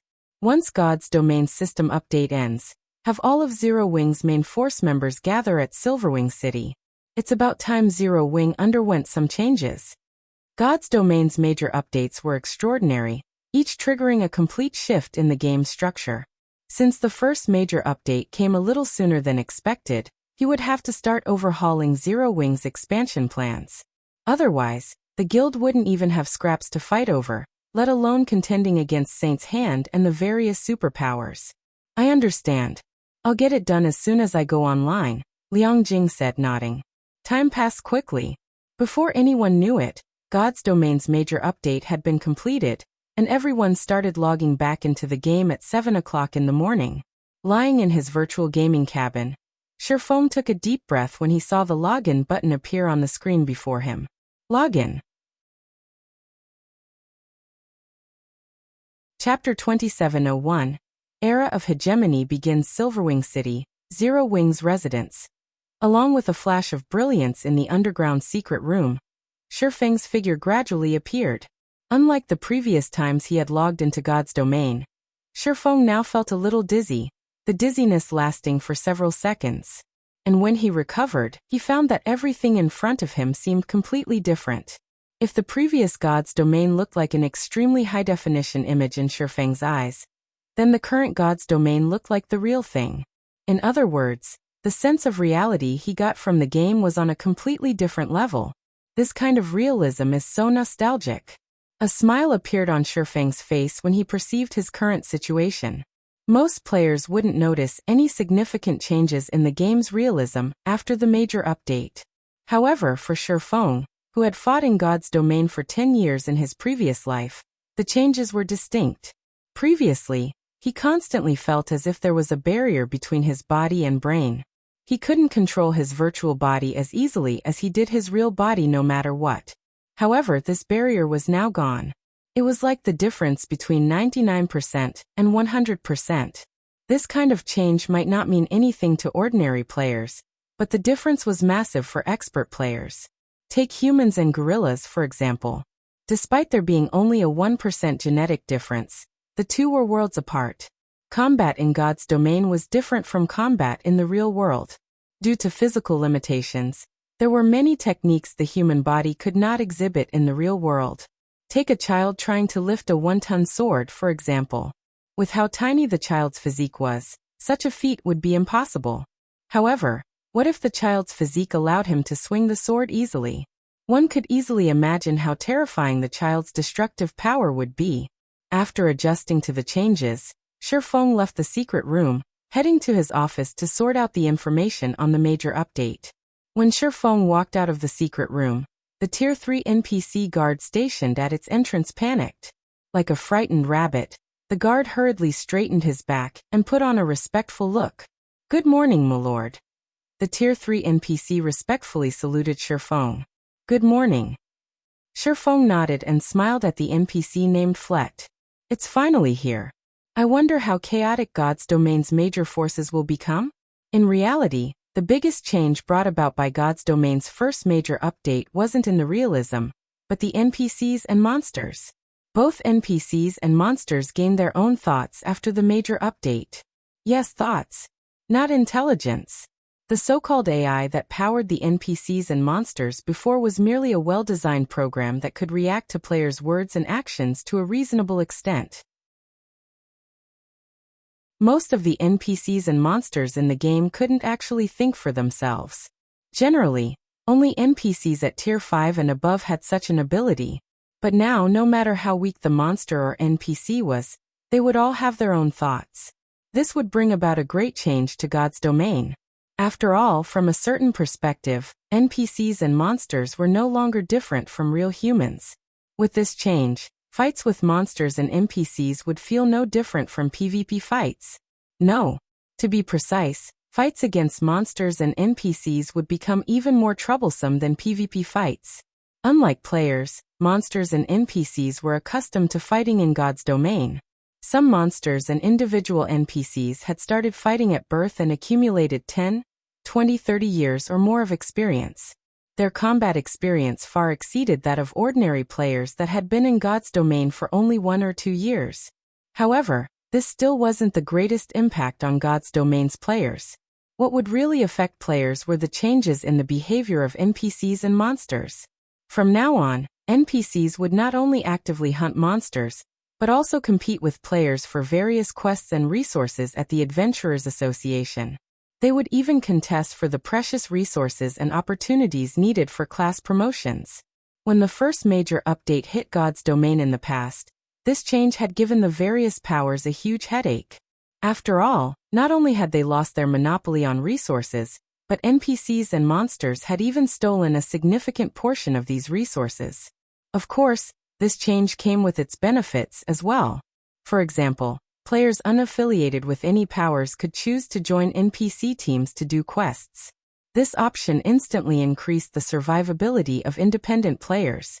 It also allowed independent players to get their hands on resources and equipment that were previously unattainable. Meanwhile, after Shifeng left the underground hall, the NPC named Fret breathed out a deep sigh of relief. "The Lord seems strange today. He normally doesn't talk to us guards. Yet he actually said good morning to me today." Fret, who was clad in silver mail armor, thought in confusion as he looked at Shifeng's departing back. Did the Lord notice me slacking, so he greeted me as a warning? Thinking up to this point, Fret shivered involuntarily. This won't do. I mustn't slack off anymore. Such a good job is hard to find in the entire Starmoon Kingdom. If I lose it, those former colleagues of mine will definitely treat me as a joke. Fret raised his vigilance and straightened his posture even further. Meanwhile, when the other NPC guards in the underground hall saw Shifeng, they also started secretly discussing Shifeng's peculiar behavior today. Shifeng was someone standing in a lofty position. In the past, he normally wouldn't even say a word to them. He was basically the representation of coldness and ruthlessness. Yet, Shifeng gave off the feeling of a spring breeze today. This sudden transformation made the guards in the underground hall uneasy for some time. At this time, these NPCs weren't the only ones feeling doubtful and insecure. The players throughout God's domain also felt surprised and confused by the changes to the game. The forums of God's domain were also burning with discussions. Why do those NPCs feel like living people? They're even discussing us players in private. What is going on here? You think that's strange? My personal guard actually asked for a day off to take care of his injured wife. You guys probably haven't been to the Adventurers Association yet, right? Right now, NPCs are taking on the quests posted there. One NPC even seduced the beauty in my party to go questing with him. For a while, the players of God's domain were bewildered by these changes to the NPCs. Some found the changes novel, while others found them flabbergasting. However, most players rejoiced at these changes. Such sentient NPCs were simply unheard of. The players felt as if they had actually come to another world. This was especially true when they heard these NPCs discussing them. The NPCs would even rave about the experts among players. Some well-known expert players even had fans among the NPCs, a situation ordinary players couldn't help envying. However, unlike ordinary players, God's domain's various major powers were far less delighted at these changes. In fact, these sudden changes were practically fatal to some of the smaller guilds. This was because the major update didn't just grant NPCs their own thoughts. The monsters out in the fields had also become much more troublesome to handle. This was especially true for monsters at the Lord rank or above. The wealth of combat experience they possessed made them even stronger than experts in terms of combat standards. A Lord-ranked monster could easily pummel a Tier 2 expert of the same level. Some great lords could even contend against Tier 3 experts. However, this still wasn't the worst part. The truly terrible change the major update brought was the removal of fixed dungeons. Dungeons were a stable source of equipment and materials for the various major powers in God's domain. Quite a number of guilds would grind low-level dungeons for all sorts of materials, rather than raid high-level dungeons. In fact, small guilds weren't the only ones to use this approach to secure materials. Even the various superpowers did so. After all, with the difficulty of high-level dungeons, raiding them would definitely result in casualties, which would, in turn, cause the players in the team to regress. Hence, the various superpowers took the more conservative approach to obtain materials. They would have only one vanguard team for raiding high-difficulty dungeons. That way, they could ensure that they possessed the latest and best equipment and materials available, while simultaneously having a large amount of basic materials to supply the vanguard team. However, that all changed with the game's major update. After the update, all the fixed dungeons had disappeared. Now, only dungeons that appeared at random were available. Meanwhile, some of these dungeons were challenging, while some were a walk in the park. Moreover, every one of these dungeons could be raided only once before they disappeared. If one didn't raid the dungeon upon discovering it, there was a high chance someone else would raid it first. This change dumbfounded not only the various small guilds, but even the superpowers. With this situation, how were they supposed to develop their guilds from now on? Similarly, the various adventurer teams in God's domain also started growing uneasy. Not only did resources grow scarcer, but NPCs had even emerged as competitors. One could easily imagine how intense the fight for resources would become in the future. The various superpowers might even remove their disguises and start fighting and competing for real. Silverwing City, Zero Wing's residence, Guild Leader's office. Guild Leader, everyone's arrived, Liang Jing reported as she looked at Shifeng, who was arranging the latest information on God's domain. Read latest chapters at Wuxia World. Are Aqua Rose and Gentle Snow also here? Shifeng asked. Although Aqua Rose and Gentle Snow had already exited the space-time maze, as they were transported to a special location, they couldn't contact others through the game at all. They could only contact others through the real world. They're here, but hesitation appeared on Liang Jing's face. Puzzled, Shifeng asked, but what? Tentatively, Liang Jing whispered. I might be mistaken, but when I saw them just now, they felt alien. Chapter 2702, Silence Alien. Shifeng failed to comprehend Liang Jing's words for a moment. As his assistant, Liang Jing didn't just take care of affairs in Zero Wing's headquarters. Normally, she would also help Gentle Snow and Aqua Rose with tasks in God's domain. Hence, she had frequent contact with the two vice guild leaders. In fact, Liang Jing should be even more familiar with them than he was. Gentle Snow and Aqua Rose had been absent from the guild for only some weeks. No matter how he looked at it, Liang Jing shouldn't have a reason to describe them as alien. Are you saying that their temperament has changed? Shifeng asked after giving the matter some thought. A person's temperament would change along with the improvement of their knowledge and mental state, especially after a breakthrough in the limit of their brain activity. Shifeng was a perfect example of this. No. Shaking her head, Liang Jing whispered in a somewhat uncomfortable voice. That kind of feeling. It's like looking at complete strangers wearing their faces. Wearing their faces? Liang Jing's words surprised Shifeng. Are you sure? I'm very sure. Liang Jing said earnestly. Okay. Shifeng nodded solemnly. This matter ends here. Just treat them like you normally do. Guild leader, are the vice guild leaders all right? Liang Jing asked worriedly. No matter how she looked at it, this change simply wasn't normal. If Gentle Snow and Aqua Rose really had a problem, Zero Wing would be in great danger. After all, the two vice guild leaders were responsible for most of the guild's daily activities, whereas Shifeng was mainly a figurehead. I'm not sure yet. Shifeng shook his head. I'm afraid I'll know what's going on only after I meet with them in person. Space-time mazes were very special existences in God's domain. Only an extremely small number of players would encounter a space-time maze when traveling through space-time passages. An even smaller number of players would encounter a mysterious space after leaving the space-time maze. This mysterious space was unresolvable. Many people attributed its appearance to a bug in the game. Every player that entered this mysterious space would end up in a very special world. Nobody knew what kind of world it was, and only one thing existed in this world. Slaughter. One would either be hunted down endlessly, or hunt others endlessly, or fight on an endless battlefield. It was as if the fragments of countless memories in God's domain were collected in this special world. Even when players were killed in this world, they wouldn't truly die. They would only go from one dream to another after their deaths, and this cycle would loop endlessly. Moreover, the pain players felt in this world wasn't mitigated in the slightest. The concept of time in this world was supposedly blurred. The time players experienced inside this world was something only their minds perceived, with no effect on their real bodies.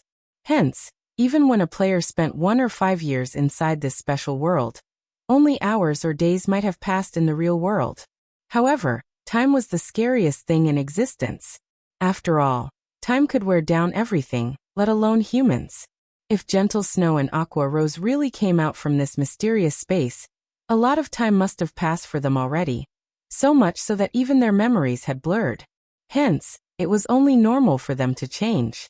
The only thing Shifeng didn't know was how many years Gentle Snow and Aqua Rose had spent in that mysterious space. Meanwhile, according to the statistics from his previous life, the longer the time one spent in that special world, the greater the influence on one's mentality. Zero Wing Residence's top-floor conference room. Zero Wing's upper echelon and core team leaders were currently seated inside this magnificent conference room. Of these people, even the weakest was a level 116, tier 3 player, while the strongest were Violet Cloud and Fire Dance, who had both reached level 121 already. However, there was still a significant gap between them and Shifeng, who was level 125. Fire Dance had already replaced her old gear with a set of dark red leather armor. Based on the magic patterns etched into her armor, the armor was a set. Moreover, it even gave off the glow effect unique to epic items. Fire Dance also had her hair tied up with a ribbon that resembled the starry sky. The ribbon gave her an indescribable sense of fierceness, as if she were the empress of the night sky. It seems Fire Dance also reaped a considerable harvest in the space-time maze. Shifeng was slightly surprised at the dagger hanging by Fire Dance's waist.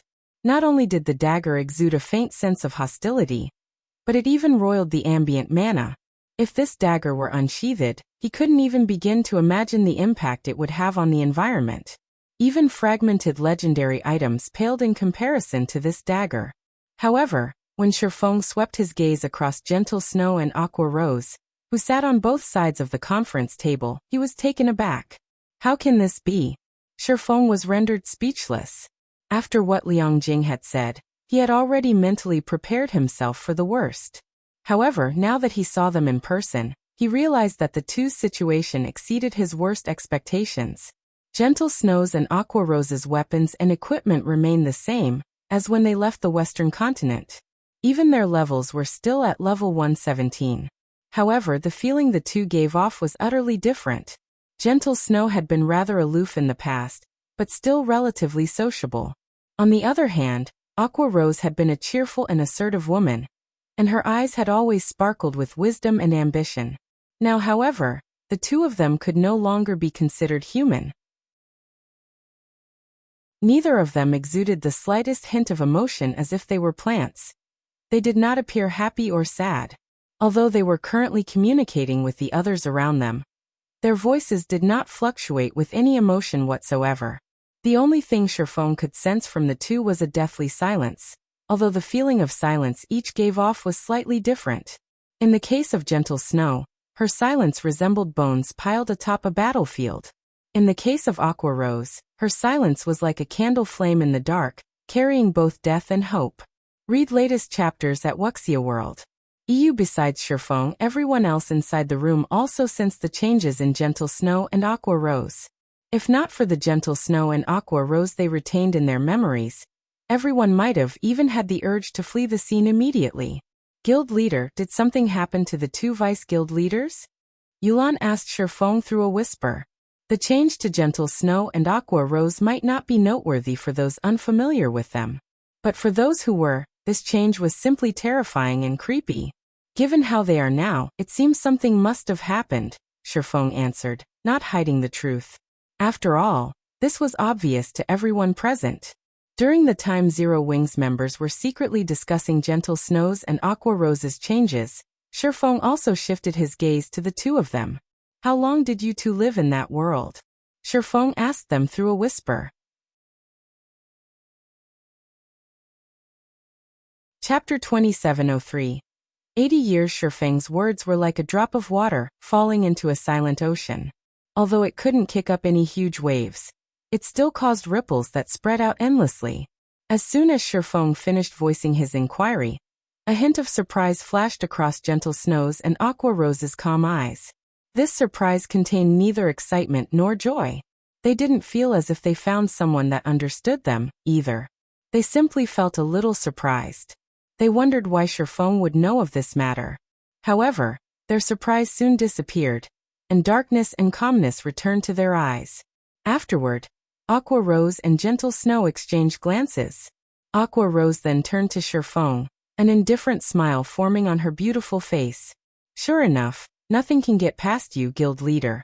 We aren't sure how long we lived in that world. However, according to our calculations, it should be 80 years. 80 years. Shifeng couldn't help but gasp. Even his mind had gone slightly numb. He had thought of the possibility of Aqua Rose and Gentle Snow living in that special world for a considerable period. He had even considered the possibility of them living there for a decade or two. But 80 years.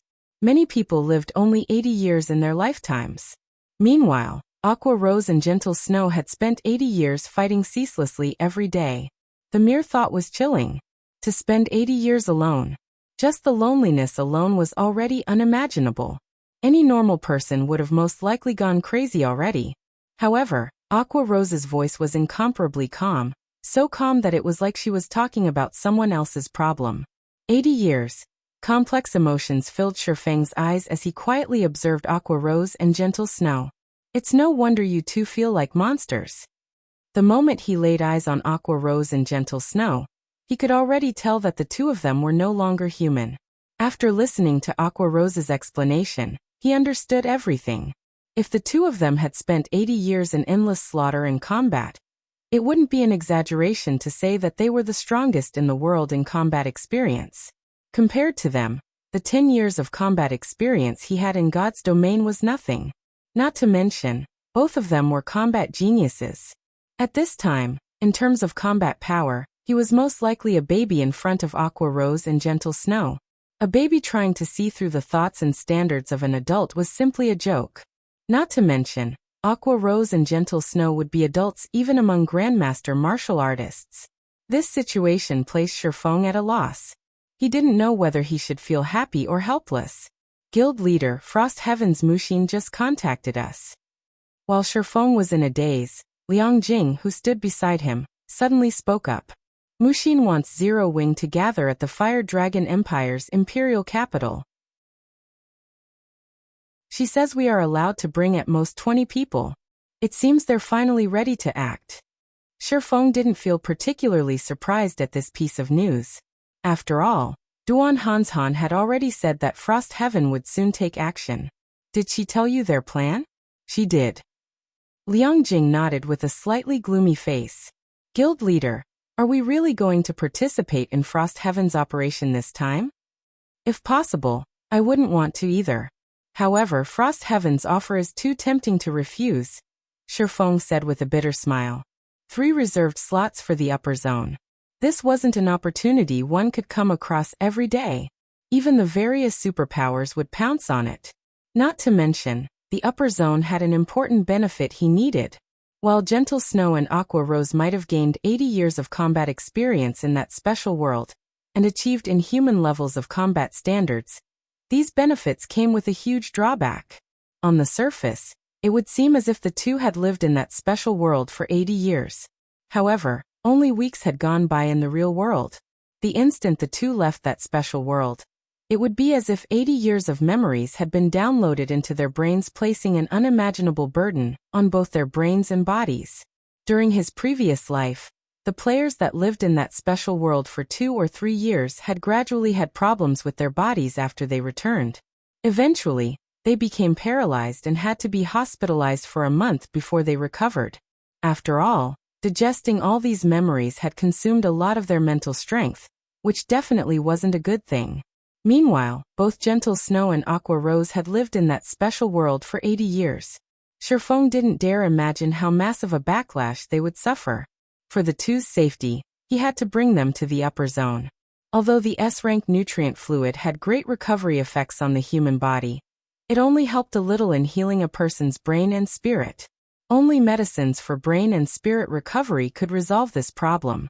Of all the medicines Shifeng knew, even the life potion wasn't particularly effective in spirit recovery. The most the life potion could do was restore ordinary depletions of mental strength. It was utterly ineffective against a brain overload like this. The only solution he could think of now was the upper zone. The upper zone was a special region the Green God Company constructed. There were plenty of unknowns inside. In fact, the precious S-rank nutrient fluids and life potions circulating in the market were merely obsolete medicine the Green God Company produced. Guild leader, Frost Heaven is too ambitious, Liang Jing commented despite herself. If we're not careful, Zero Wing might very well perish. What are they planning to do? Shifeng asked curiously.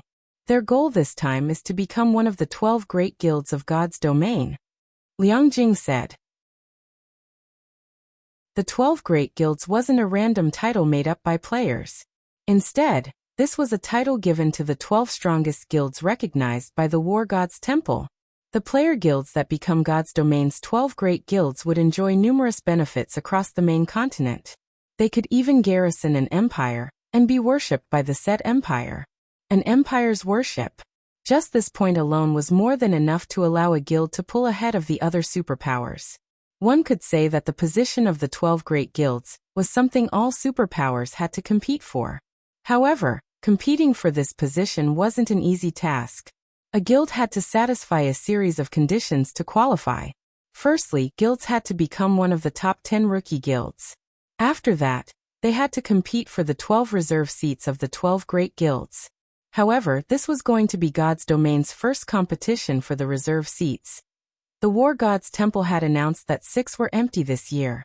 Hence, for this year only, player guilds could compete for the 6 empty reserve seats so long as they met the conditions for participation in the competition.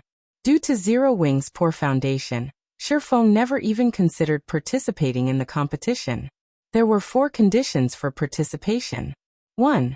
Submit 2,000 units of 7 luminaries crystal to the War God's Temple. 2. Have a guild residence in the capital cities of 50 kingdoms and 12 empires. Simultaneously, the registering guild must also have the status of a 4-star guild. 3. Have over 1,000 Tier 3 players in the guild. 4. Have 30 guild cities under the guild's name. These 4 basic conditions were extremely harsh. Ordinary guilds shouldn't even dream of participating in the competition. In fact, even ordinary superpowers wouldn't qualify. Only the exceptionally strong superpowers could just barely meet the conditions.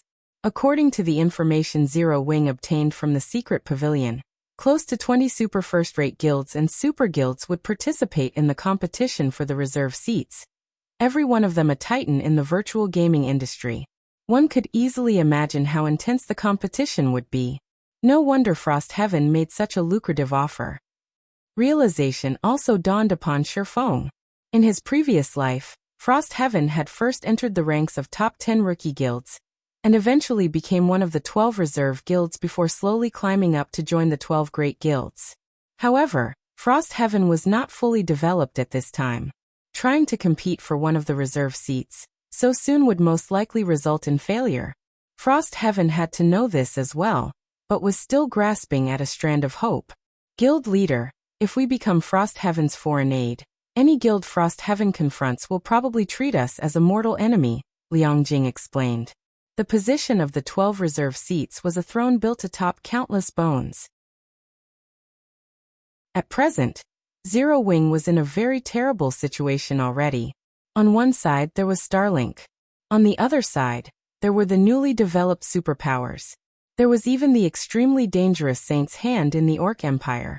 Read latest chapters at Wuxia World. EU. If they offended a few more superpowers now, Zero Wing would no longer have a future in God's domain. Although it is very dangerous, this is also a chance for Zero Wing. It would be a shame to let it go, Foregone said, shaking his head. Fire Dance and the others should get ready. We'll set out immediately.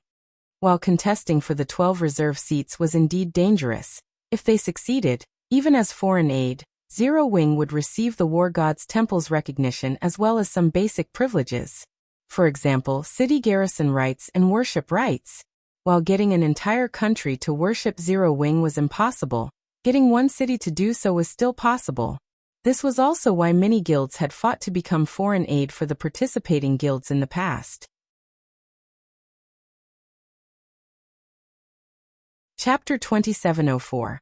Maddening Start. Fire Dragon Empire. Flame Dragon City. Groups of players in black cloaks walked through the crowded commercial district of the imperial capital. What's going on? Why are there so many cloaked players on the streets today? Moreover, every one of them is so strong. A level 56 Tier 1 player, who came to the commercial district to upgrade his equipment, exclaimed in surprise when he saw the procession of cloaked players. Although Flame Dragon City was normally crowded with players, today's foot traffic was much more exaggerated than usual. Moreover, not only was the foot traffic triple the regular volume, but many of these new arrivals also gave off a strange vibe. In fact, players weren't the only ones wearing black cloaks. There were plenty of cloaked NPCs walking through the city as well, and every one of them radiated a terrifying aura. Although the city's resident NPCs were holding private discussions over this change, now that NPCs could think for themselves, they were deliberately avoiding players while discussing. This is normal. You've just started playing 5 Domain recently, so you might not know this, but today is the competition for the reserve seats of God's Domain's 12 Great Guilds. A level 109, Tier 3 man explained to the newcomer of his guild. God's Domain's 12 Great Guilds? The rookie shield warrior was surprised at his senior's words. Isn't that something determined by the Virtual Gaming Association? In the real world, the Virtual Gaming Association determined the publicly recognized super guilds annually. These positions were mostly fixed, very few changes would occur every year. No. This event is hosted by the War God's Temple to determine God's Domain's 12 strongest guilds. It isn't a competition hosted in the real world, the Tier 3 man explained, chuckling. Does our guild have a chance to participate too? The rookie shield warrior asked, a hint of fighting spirit surfacing in his eyes. He had never heard of such a huge event happening in God's Domain before. Moreover, with God's Domain's current popularity, it wouldn't be an exaggeration to call it the world's biggest competition. If he could stand out in this competition, he would definitely rise to prominence. Currently, the various major corporations were offering unprecedented prices to recruit experts in God's Domain. In fact, the top 50 experts on the God's Domain's experts list made even more money than A-list celebrities. We want to join, but the entry threshold is just too high. Even first-rate guilds aren't qualified. The Tier 3 man smiled bitterly. Nowadays, the various powers of God's Domain were all talking about the reserve seat competition. Even NPCs were discussing it. The competition's influence was unprecedented. In such a major competition, let alone securing one of the reserve seats, just being able to participate would already serve as proof of a guild's strength. In that case, is everyone here to participate in the competition today? The rookie shield warrior asked. The cloaked people are most likely participants. As for everyone else, they should be here to spectate, the Tier 3 man explained. Spectate? Can we go watch as well? The rookie asked eagerly. I'm afraid that's not possible. The Tier 3 man replied with some embarrassment. The entry fee alone is 300 gold, while the VIP rooms cost 5,000 gold and 20 units of 7 luminaries crystal. Moreover, there are only 1,000 VIP rooms available. 300 gold was a huge sum, even for current Tier 3 players. In fact, most Tier 3 players didn't have 300 gold in their pockets. After all, with how high a Tier 3 player's daily expenses were, saving a lot of money was simply impossible. As for the VIP rooms, they were for the exclusive use of large guilds. Individuals simply couldn't afford them. The 5,000 gold aside, just the 20 units of 7 luminaries crystal was already more than enough to distress first-rate guilds. What more second- and third-rate guilds? At this moment, the Tier 3 man wasn't the only person feeling embarrassed over this situation. Most of the other Tier 3 experts on the street also sighed. Spectating such a major competition would most likely yield a lot of benefits. I know, right? I heard that nearly 30 superpowers would participate in the competition, nearly 1/3 of them super guilds. Moreover, these superpowers are all sending their best. This is going to be the battle of a lifetime. I heard that too. Right now, everyone's going crazy over the VIP rooms. Some second- and third-rate guilds are even offering to pay double the price to get a room. Upon overhearing the discussions of other players on the street, the players who couldn't afford an entrance ticket yearned for one. God's Domain's various superpowers rarely waged war. They generally only fought in small skirmishes. However, the superpowers were now going all out. One could easily imagine how intense the competition would be. Meanwhile, such a major competition was held only once a year. Flame Dragon City, War God's Temple. At this time, the various superpowers members had already thronged the majestic headquarters of the Fire Dragon Empire's War God's Temple, numbering in the tens of thousands. Even the War God's Temple had no choice but to dispatch level 180 guards to maintain order. Meanwhile, on the top floor of a high-class restaurant near the War God's Temple, these superpowers are really being careful. Every one of their participating members has hidden their statistics and strength with black cloaks, Mu Lingsha said, her lips curled in disappointment as she looked at the crowd outside. That's normal. This competition is going to determine which superpower will hold hegemonic rights over God's domain. It is only natural for them to try to hide as much information as possible. Anyone who exposes their cards now will only make easy targets of themselves. Unyielding Heart, who sat beside Wuxia, said, chuckling. However, I didn't expect for so many superpowers to apply for the competition in the Fire Dragon Empire. Although there are many empires in God's domain, only 4 of them are ancient nations. Any confident superpower wouldn't let go of these 4 nations. While guilds can register for the competition at any empire's capital, the guild that wins a reserve seat in their registered empire will receive additional benefits from the empire. Sighing, Wuxia continued. It's a pity Unyielding Soul lacks accumulations. Otherwise, we could have come here to try our luck too. I wonder who will secure the 6 reserve seats? When Unyielding Heart spoke of the reserve seats, a hint of yearning appeared in his eyes. We can probably already determine who will get 5 out of the 6 seats. The last is the important one. I'm afraid those guilds are going to have a bloody battle, Wuxia said gloatingly. The competition for the reserve seats was most likely going to be extremely intense. After all, if nothing unexpected happened, 5 of the 6 available seats would go to the 5 great super guilds. This left the other superpowers to compete over just 1 seat. The mere thought of the competition's intensity scared her. Look, Mythology's people are here, Wuxia said as she looked at a group of undisguised players walking down the distant street. At the head of this team was none other than Cold Shadow. Mythology's arrival instantly cast a grim shadow over the plaza in front of the War God's temple. Setting aside the fact that Mythology was one of the virtual gaming industry's publicly acknowledged 5 great super guilds, just the fact that Mythology's members were doing nothing to hide their strength already proved how confident Mythology was in its strength.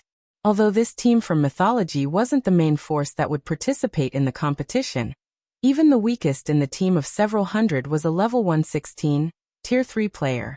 Moreover, the base equipment standard of these people was level 115 fine gold set equipment. So this is Mythology's strength? As expected of one of the 5 great super guilds, even the team they sent to register is already so powerful. I really wonder how strong Mythology's representative team on the Western continent is. The spectators from the various superpowers and large guilds couldn't help growing fearful when they looked at Mythology's team.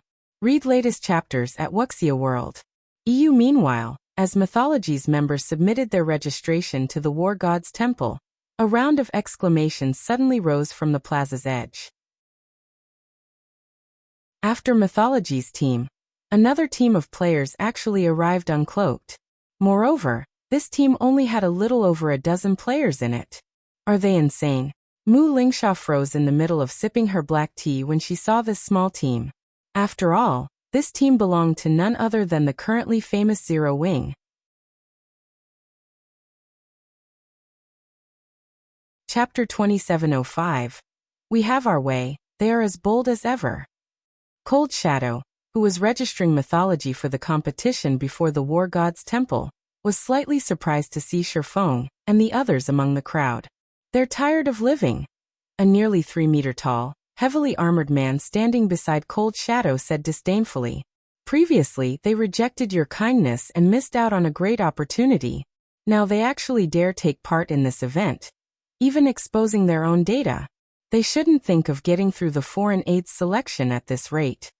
The various superpowers had all recruited foreign aid for this competition. However, due to the rules, they could recruit only 100 outside helpers at most.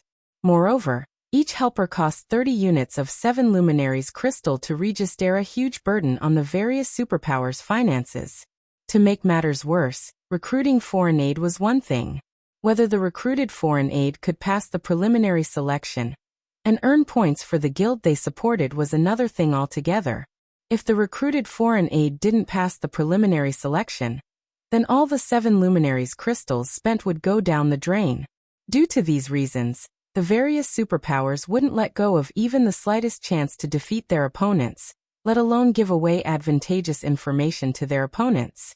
With the classes in God's domain countering each other, even peak experts would have trouble when going up against opponents that countered their class.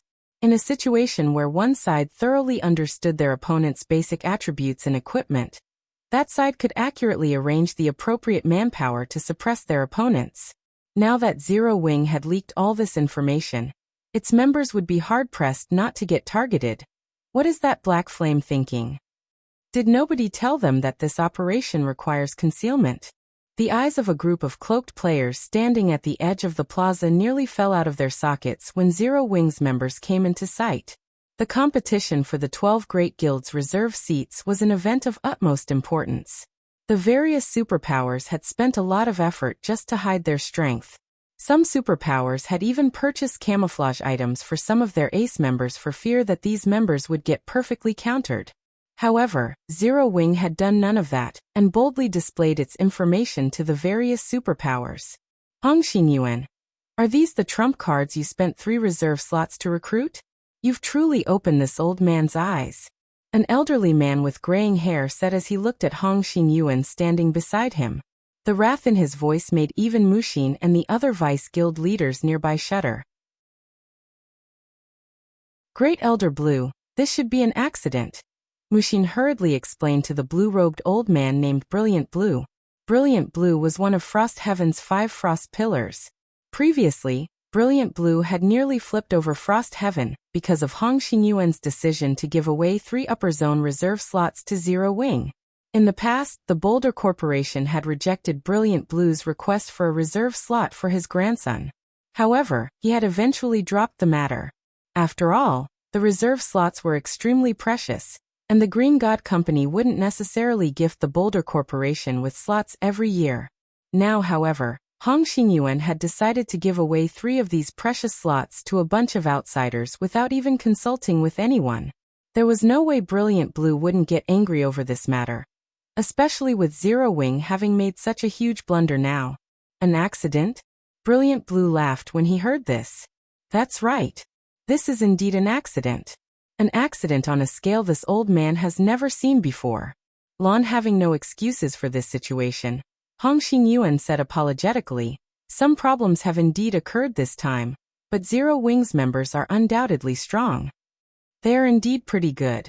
Of the 17 of them, even the lowest leveled person is level 117, while the highest has even reached level 121. Each of them also has 6 pieces of epic equipment on average.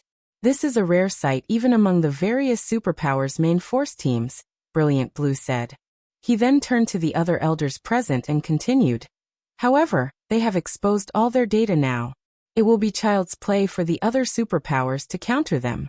Frost Heaven's 7 luminaries crystals aren't easy to come by. Every piece is exchanged using the guild members' blood and sweat. I don't want to see those crystals wasted.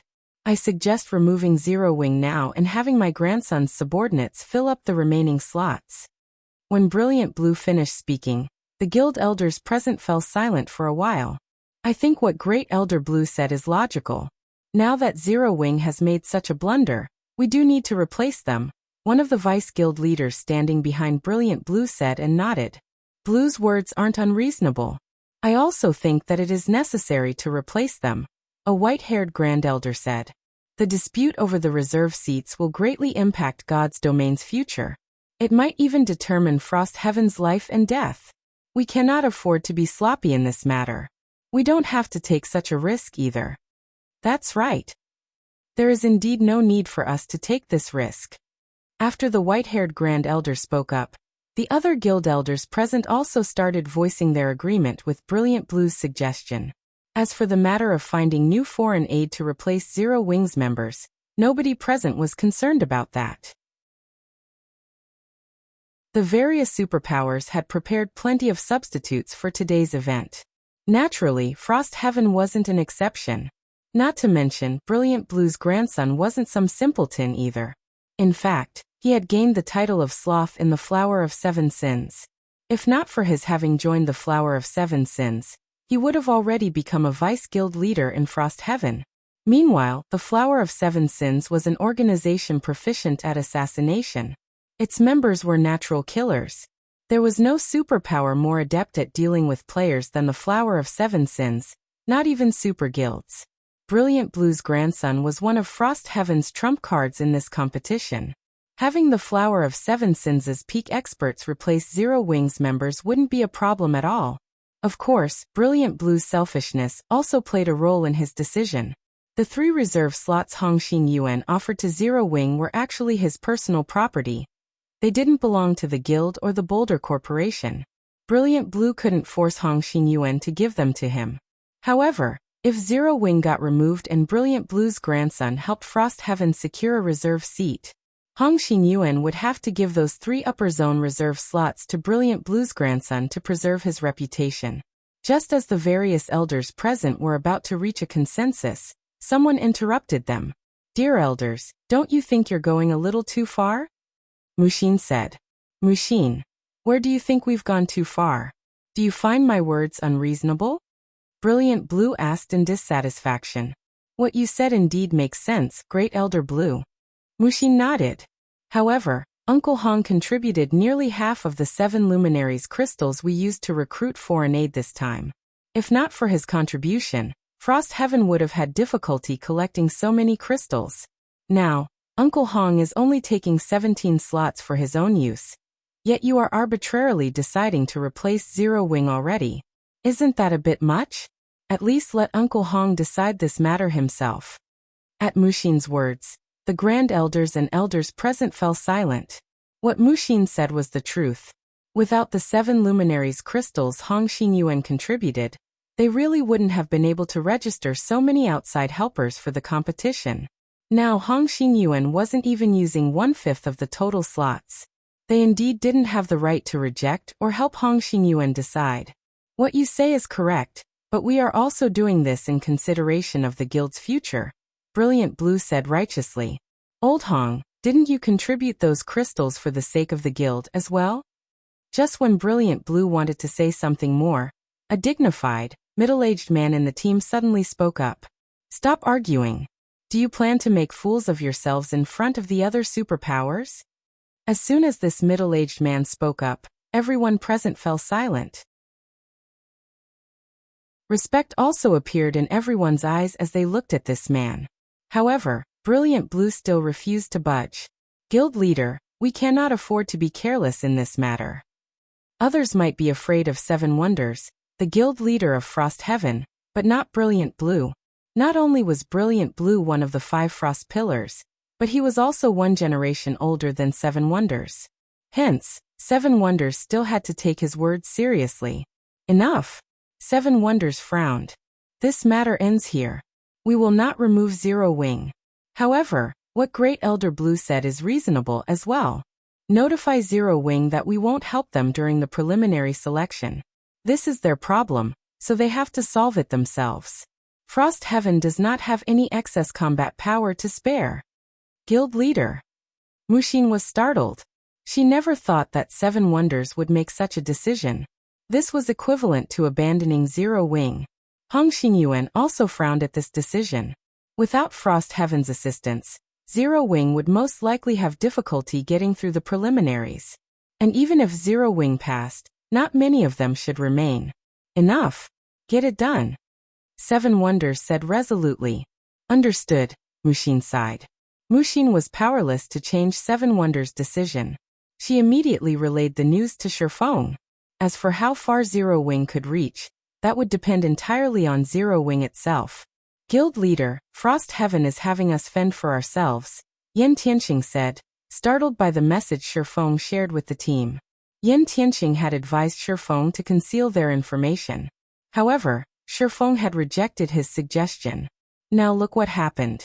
Read latest chapters at Wuxia World. What do you guys think? Shifeng asked Fire Dance and the others, chuckling.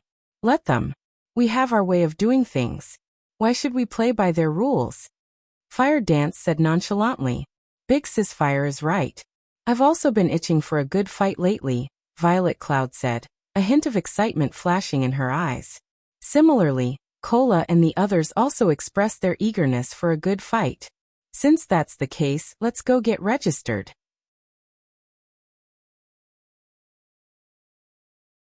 Chapter 2706. Selection Battle inside a high-class bar near the War God's Temple's Plaza. A feminine man in a light gray cloak appeared silently beside a handsome young man drinking red wine inside the bar. As if the feminine man did not exist, none of the bar's other occupants noticed his arrival. Young master, it'll be difficult to get those reserve slots. Seven Wonders did not remove Zero Wing. He only decided to let Zero Wing fend for itself, the feminine man whispered. Zero Wing's members have registered already. Now all they have to do is wait 3 hours for the preliminary selection to begin. Zero Wing sure is lucky not to get removed even after making such a blunder. The handsome young man named Sorrowful Heaven frowned slightly, then said coldly, however, Zero Wing shouldn't even think of getting its hands on even one of those reserve slots. Sorrow, how about I attack them directly afterward? A girl with disheveled hair sitting beside Sorrowful Heaven suggested, excitement sparkling in her eyes. The woman had the flower of 7 sins' symbol imprinted on her arm. As soon as this small and delicate girl spoke up, everyone inside the bar shook visibly as they reluctantly recalled a scene in the past. Hayes, you have to abide by the rules this time. Otherwise, I won't bring you out anymore, Sorrowful Heaven said. A hint of fear had also surfaced in his eyes when he looked at this harmless-looking girl. Even after becoming one of the 7 sins, Sorrowful Heaven still dared not act carelessly around this girl. After all, death was the best relief when one went against this harmless girl. Even the flower of 7 sins' mysterious leader got a headache when dealing with her. If they did not manage her properly, she would easily trigger a catastrophe. Don't worry. I'll definitely listen to you during this mission. I won't recklessly do anything to those people. The girl named Imperial Haze nodded obediently and giggled. That's good. Sorrowful Heaven breathed out a sigh of relief. He then said slowly, we don't have to worry about Zero Wing this time. Now that Zero Wing has exposed all its data, the other superpowers' foreign aid will target them first. We won't have to do anything to Zero Wing. On the contrary, while everyone else is focused on Zero Wing, we can search for the War God orders. The selection match for foreign aid was straightforward. All registered foreign aid would be teleported to a special space to search for the War God orders scattered there. They would have 5 hours to do so, and once the time was up, all participants holding a War God order would pass the selection. However, the number of War God orders was limited to 100. In other words, only 100 players, at most, could pass the selection. Compared to the number of foreign aid the various superpowers had recruited, the number of available slots was pitifully small. According to the information they obtained, 6 super first-rate guilds and 3 super guilds had come to the Fire Dragon Empire to register for the competition. This meant that 900 players would participate in the preliminary selection, and only 1/9 of these participants could officially become foreign aid. Everyone else would just be wasting their 7 luminaries crystals. Meanwhile, Zero Wing only had 17 members participating in the selection. Trying to secure War God orders while going up against so many experts was simply a fool's dream. As Sorrowful Heaven was considering how he could capitalize on Zero Wing's predicament, Cold Shadow was resting inside one of the War God's temple's lounges. When she received news of Zero Wing's situation, she revealed a satisfied smile. Vice Guild Leader, did you receive good news? The female guardian knight Whitefeather asked in surprise. Yes, Cold Shadow replied. Although I don't know which dumb guild it was that invited Zero Wing. Zero Wing is dead for sure this time. None of Zero Wing's members should even dream of passing the selection. Vice Guild Leader, Zero Wing's 17 members possess extraordinary strength. While not all of them can pass, there is still a chance that 2 or 3 of them will succeed, Whitefeather said, shaking her head in disagreement. It might have been possible before, but I'm afraid it's not anymore, Cold Shadow said in a playful tone. According to our spies, the Sky Dragon House and Pride Empire have come forward to work with Demon Palace and Miracle to annihilate Zero Wing. How is this possible? This revelation stunned Whitefeather. The competition for the 6 reserve seats was incredibly intense, and every participating power was treating the others as mortal enemies. 2 superpowers working together was already unbelievable. Now 4 superpowers had actually banded together to target Zero Wing. What exactly had Zero Wing done to anger all these guilds? Nothing's impossible. Chuckling, Cold Shadow said. Did you forget whom Zero Wing offended before? Is this Saint's Hand's doing? White Feather immediately thought of the incomparably mysterious Saint's Hand. That's right. Saint's Hand promised the 4 guilds something, and the 4 guilds agreed without hesitation. Cold Shadow nodded. Smiling, she continued. I doubt even Zero Wing would have expected that this preliminary selection would turn into their execution. Zero Wing is truly finished this time. White Feather sighed at this situation. Nearly half of the 900 players entering the battlefield were going to target Zero Wing. None of Zero Wing's members should even think of leaving the battlefield alive. After all, the preliminary selection's battlefield was a special space that prohibited players from using berserk skills and tools, and increased the consumption of stamina and concentration by tenfold. Such rules would greatly restrict the participants' combat power. Even powerful players would have difficulty fighting for a long time, and would be vulnerable to Zerg tactics. Meanwhile, players who died within that special space would not only lose 5 levels, but also be prevented from logging into the game for 5 natural days. This was the price for participating in the competition for the 12 Great Guilds reserve seats. Zero Wing had mobilized all its top combatants for the competition this time. If Zero Wing team wiped, the guild would undoubtedly suffer a devastating blow. Following which, time passed quickly.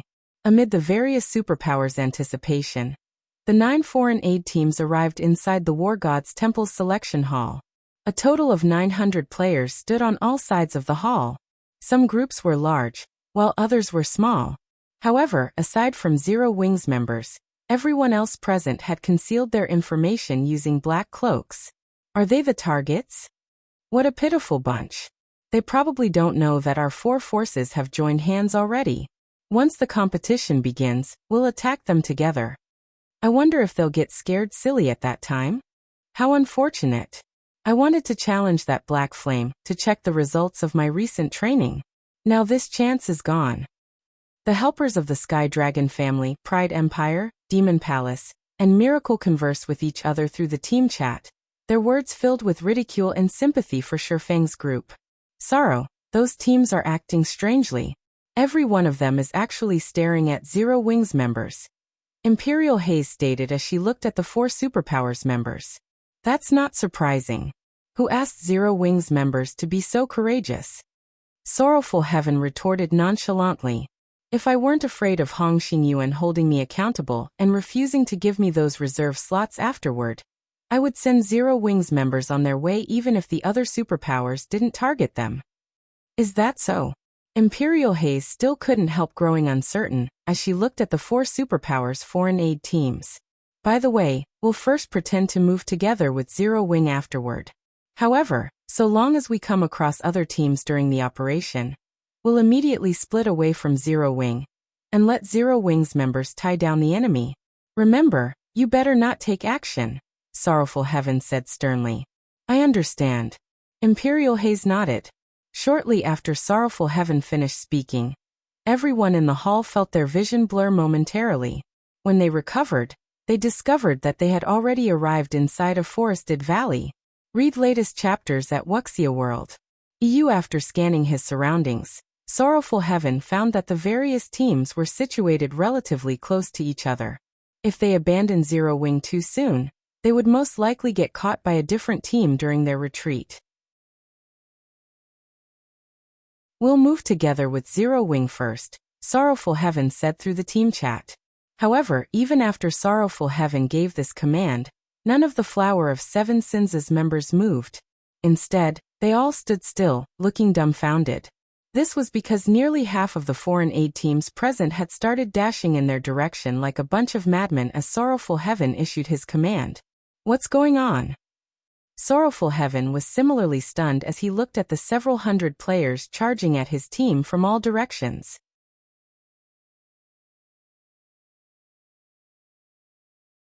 Chapter 2707, Fire Dragon's 6 Absolutes. Upon seeing 400 people acting in unison, let alone Sorrowful Heaven, even the other foreign aid teams in the distance were dumbfounded by this situation. Are these people crazy? Zero Wing has only exposed some weaknesses that can be exploited. Do these people really need to behave like this? What kind of guild is Zero Wing? Did it desecrate these people's ancestral graves? In the preliminary selection, it wasn't far-fetched to say that aside from the members of one's team, everyone else was an enemy. There did not exist any possibility for cooperation. Yet, four teams were now working together to annihilate Zero Wing's members. Moreover, these teams had perfect coordination with each other. Nobody would believe it if someone said there was no hatred between Zero Wing and these teams. Boss Sorrow, these people should be aiming at Zero Wing. A level 117, Tier 3 ranger from the Flower of Seven Sins reported to Sorrowful Heaven. When he observed the movements and goal of these four teams, he gulped nervously despite himself. What exactly did Zero Wing do to make four superpowers take such drastic action? At this moment, Sorrowful Heaven couldn't help staring at Shifeng's group in shock. Based on the four teams' coordinated movements, it was clear they had discussed things beforehand. Otherwise, they wouldn't have gone all out to annihilate Zero Wing's members as soon as the selection began. Zero Wing was merely an up-and-coming pseudo-superpower, yet it had actually provoked four superpowers into working together to deal with it. This was definitely a first in God's domain. If word of this situation spread, Zero Wing would instantly become famous throughout God's domain. Boss, what should we do? The Tier 3 ranger asked. Let's wait and see first before making a decision, Sorrowful Heaven commanded calmly and quickly. Based on the four teams' killing intent, he could tell that they weren't targeting the Flower of Seven Sins. Even so, he still had to be careful. After all, every one of these foreign aid teams had famous experts in them. And even the weakest of their members was a Flowing Water Realm expert. Many of them were even Void Realm experts, an existence that even the guild leaders of first-rate guilds had to tread carefully around. The four teams' coordinated charge was equivalent to 400 guild leaders, or vice-guild leaders of first-rate guilds charging together. Just the thought of it made Sorrowful Heaven's scalp prickle. Less than 10 seconds later, several dozen figures dashed past the Flower of Seven Sins members, their passage scattering the surrounding flowers and grass. Meanwhile, the moment these people passed by, everyone from the Flower of Seven Sins, with the exception of Imperial Haze, felt a sense of relief. The pressure they gave off is too frightening. I think over 80% of these people are Void Realm experts, a level 117, Tier 3 assassin exclaimed as he wiped the sweat off his forehead. The other Flower of Seven Sins members also nodded in agreement with this Tier 3 assassin's assessment. Although it was indeed true that even their weakest members were at the Flowing Water Realm, there were only 5 Void Realm experts on their team. While Sorrowful Heaven was a Domain Realm expert, in this special space he would have difficulty going up against 3 Void Realm experts simultaneously. He might even get killed. In other words, if they excluded the monstrous Imperial Haze, the overall strength of the several dozen players that had just passed by was still above them. Meanwhile, this was only a small portion of the strength 4 foreign aid teams commanded. You think the strongest among these people are only at the Void Realm?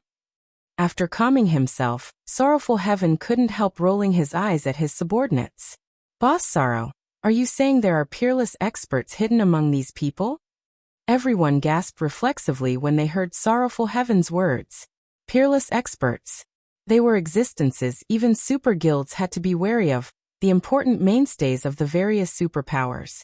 Otherwise, do you think those superpowers would spend so many 7 luminaries crystals to recruit foreign aid? Glancing at the afterimage left behind by a muscular old man, Sorrowful Heaven took a deep breath and said, I suspect that old man who rushed past us just now is 3 Autumns, one of the Grand Elders that founded the Fire Dragon Adventurer Alliance. 3 Autumns? The person known as Skyshaker? The Flower of Seven Sins members shuddered at this name. According to the rumors, 3 Autumns was a phenomenal existence. Relying on his incredible ghost hammer technique, he had not only defeated several Apex experts from the Sky Dragon family, but also fought one of the Super Guild's dragon heads to a standstill. After that feat, 3 Autumns had gained the title of Skyshaker in the Fire Dragon Empire. This, in turn, allowed the newly emerged and loosely organized Fire Dragon Adventurer Alliance to get a foothold in the Fire Dragon Empire. 3 Autumns should be the trump card of one of the foreign aid teams. The other teams should have their own peerless experts as well. As Sorrowful Heaven watched the 4 teams close in on Shifeng's group, an indescribable sense of shock filled him. These 4 superpowers really think highly of Zero Wing. Although the Flower of Seven Sins team had Imperial Haze as a trump card, if it had to go up against 4 peerless experts simultaneously, only death awaited its members. Aside from Imperial Haze, everyone else wouldn't have any chance to survive. Just what kind of ability did Zero Wing possess to warrant such a frightening lineup? While Sorrowful Heaven was feeling stunned, the 4 foreign aid teams had arrived before Zero Wing's members. A total of 400 powerful experts were directing their killing intent at Shifeng and his companions. The killing intent radiated by any one of these experts was more than enough to turn ordinary players pale. Now that all 400 of these people were releasing their killing intent simultaneously, the space around Shifeng's group even started to darken. In fact, even from over 1,000 yards away, the Flower of Seven Sins' members still felt a chill crawl down their backs, and they felt an urge to flee. Young man, don't blame us for bullying you with numbers. If you have to blame someone, blame yourself for behaving too arrogantly and offending people you shouldn't offend. 3 Autumns said, sighing as he looked at Shifeng. What's the point of talking to them?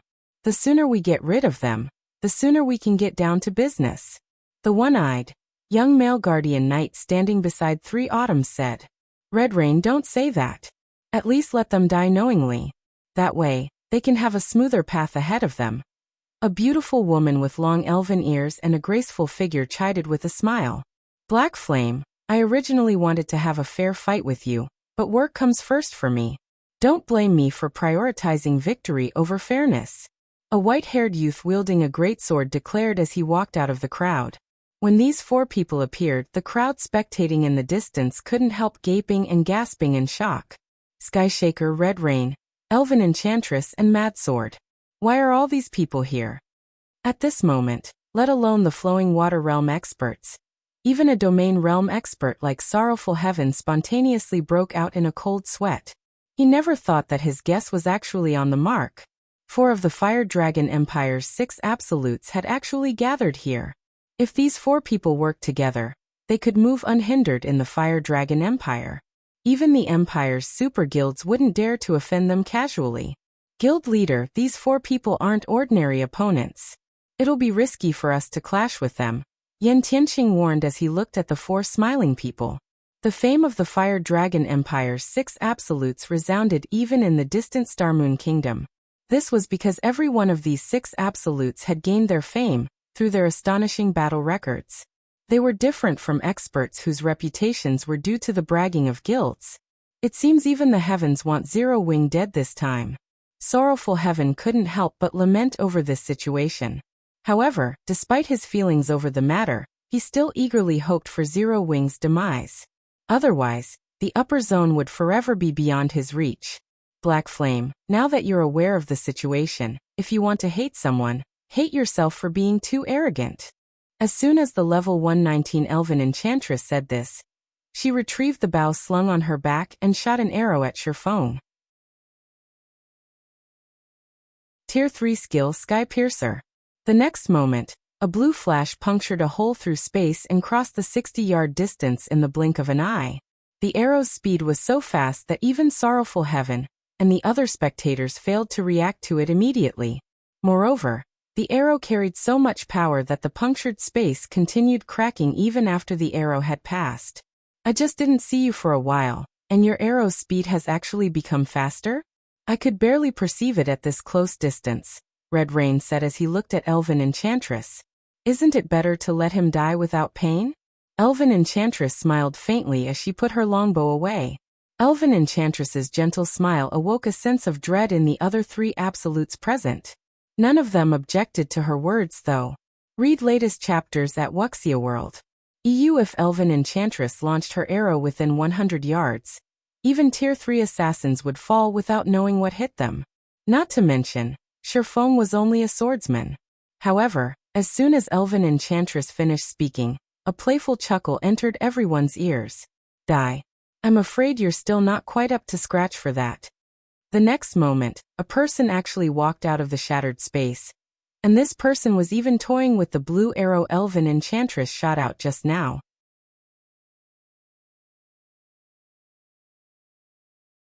Chapter 2708. Transient soared upon seeing Shifeng walk out of the shattered space. Everyone from the 4 hostile teams fell deathly silent, their eyes nearly falling out of their sockets. He's fine. He actually blocked it. Everyone felt like they were dreaming when they saw Shifeng emerge from Elven Enchantress's attack unscathed.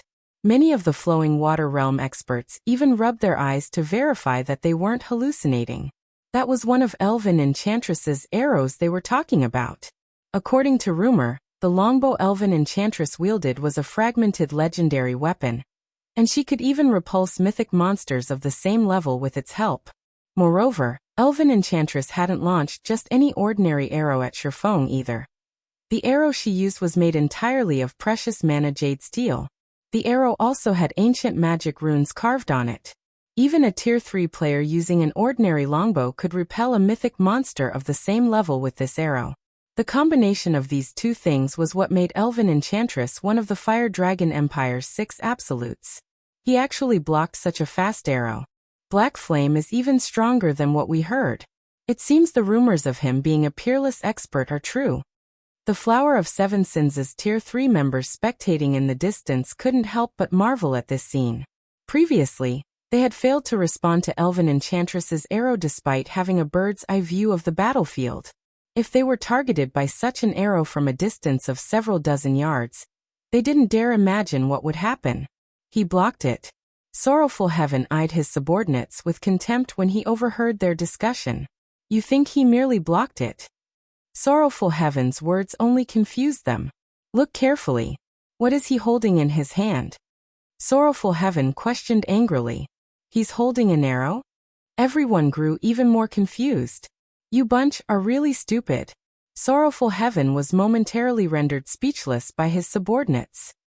He then turned to look at Shifeng in the distance, horror surfacing in his eyes. Arrows are considered consumables in God's domain. So long as they hit something, they will disintegrate, even if they get blocked by a skill or a weapon. Then, the arrow in Black Flame's hand.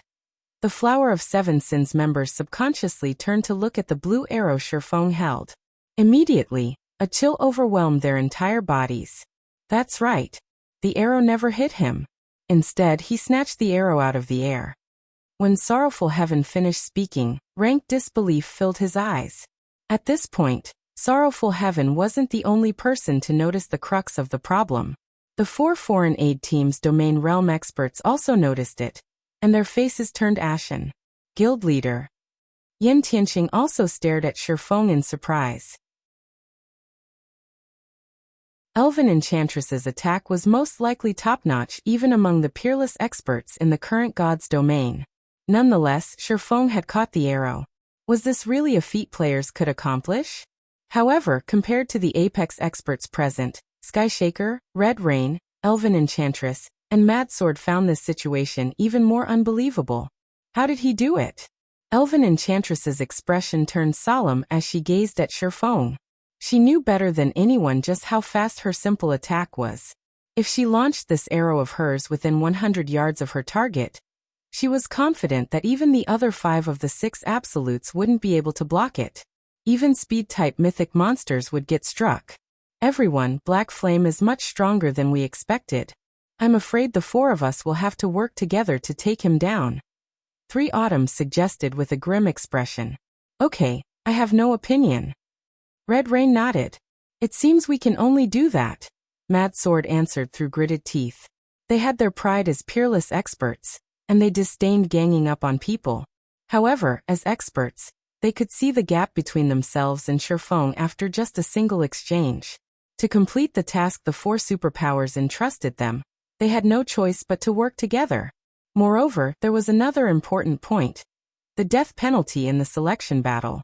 Even peerless experts like themselves would suffer a tremendous setback if they died here. Good. In that case, Red Rain and I will keep Black Flame busy. Mad Sword, you and Elven Enchantress support us from the sides. Red Rain and I will use everything we have to create an opening. Once you find a chance, don't hold back. 3 Autumns commanded quietly. Also, everyone else, once the four of us pin down Black Flame, use everything you have to get rid of Zero Wing's other members. Do not let them support Black Flame. No problem. Leave it to me to block him once the battle begins. Red Rain nodded confidently. He was a Guardian Knight, while 3 Autumns was a Berserker. This was an excellent melee combination for dealing with stronger opponents and creating opportunities. In addition, Mad Sword was a greatsword-wielding swordsman, and Elven Enchantress was a ranger. Their classes were adept at executing finishing blows and ambushes. Black Flame. I truly underestimated you. It's no wonder those 4 superpowers are willing to work together to eliminate you. Elven Enchantress also grew serious as she took in Shifeng's nonchalant attitude. She then responded quietly. Although I don't want to, I'll do my best to support you this time. As a ranger, having her arrows caught barehanded was a huge humiliation. Playing a supporting role in a fight was also the last thing she wanted to do. However, she couldn't care less about her pride right now. Completing the mission had priority. Vice Alliance leader Autumns, leave Zero Wing's other members to us. We won't let any of them assist Black Flame. That's right. They're but 16 people. It'll only take us a few seconds to get rid of them. The other members of the 4 foreign aid teams also responded to 3 Autumns' command, all of them expressing their confidence in resolving this matter quickly. Good. In 3 seconds, we'll take action together. Since nobody had any objections to his commands, 3 Autumns nodded and focused his attention on Shifeng, who stood 30 yards away. As for everyone else, they promptly spread out, seeking the optimal position to coordinate with each other.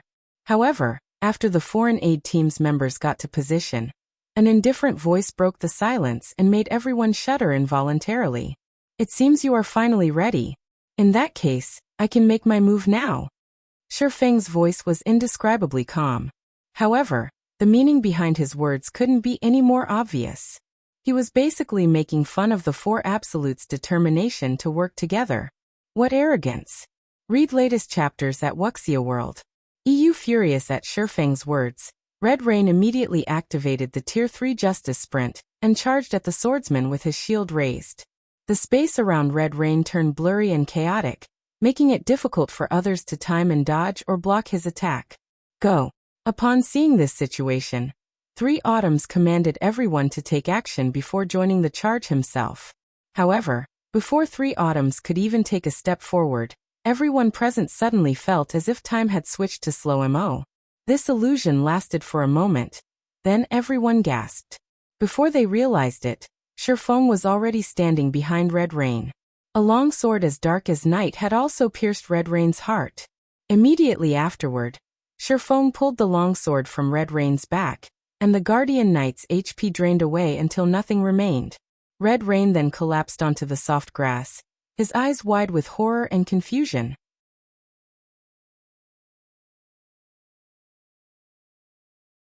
Chapter 2709, Difference in Strength Impossible.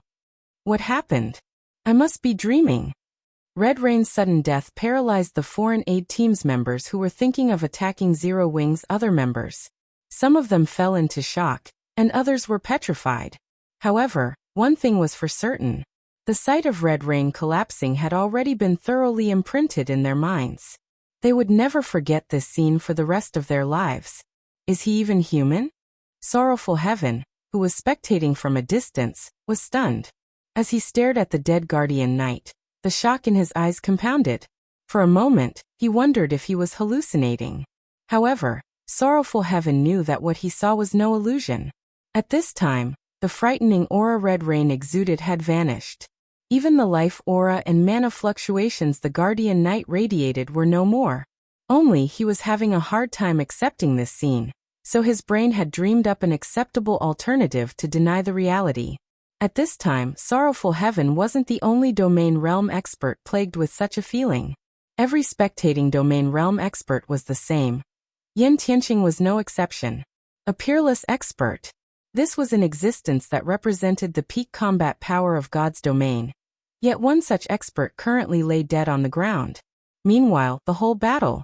No. This shouldn't even be considered a battle. In fact, Most of the people present didn't even understand how Red Rain had suffered an attack. Monster. He definitely isn't human.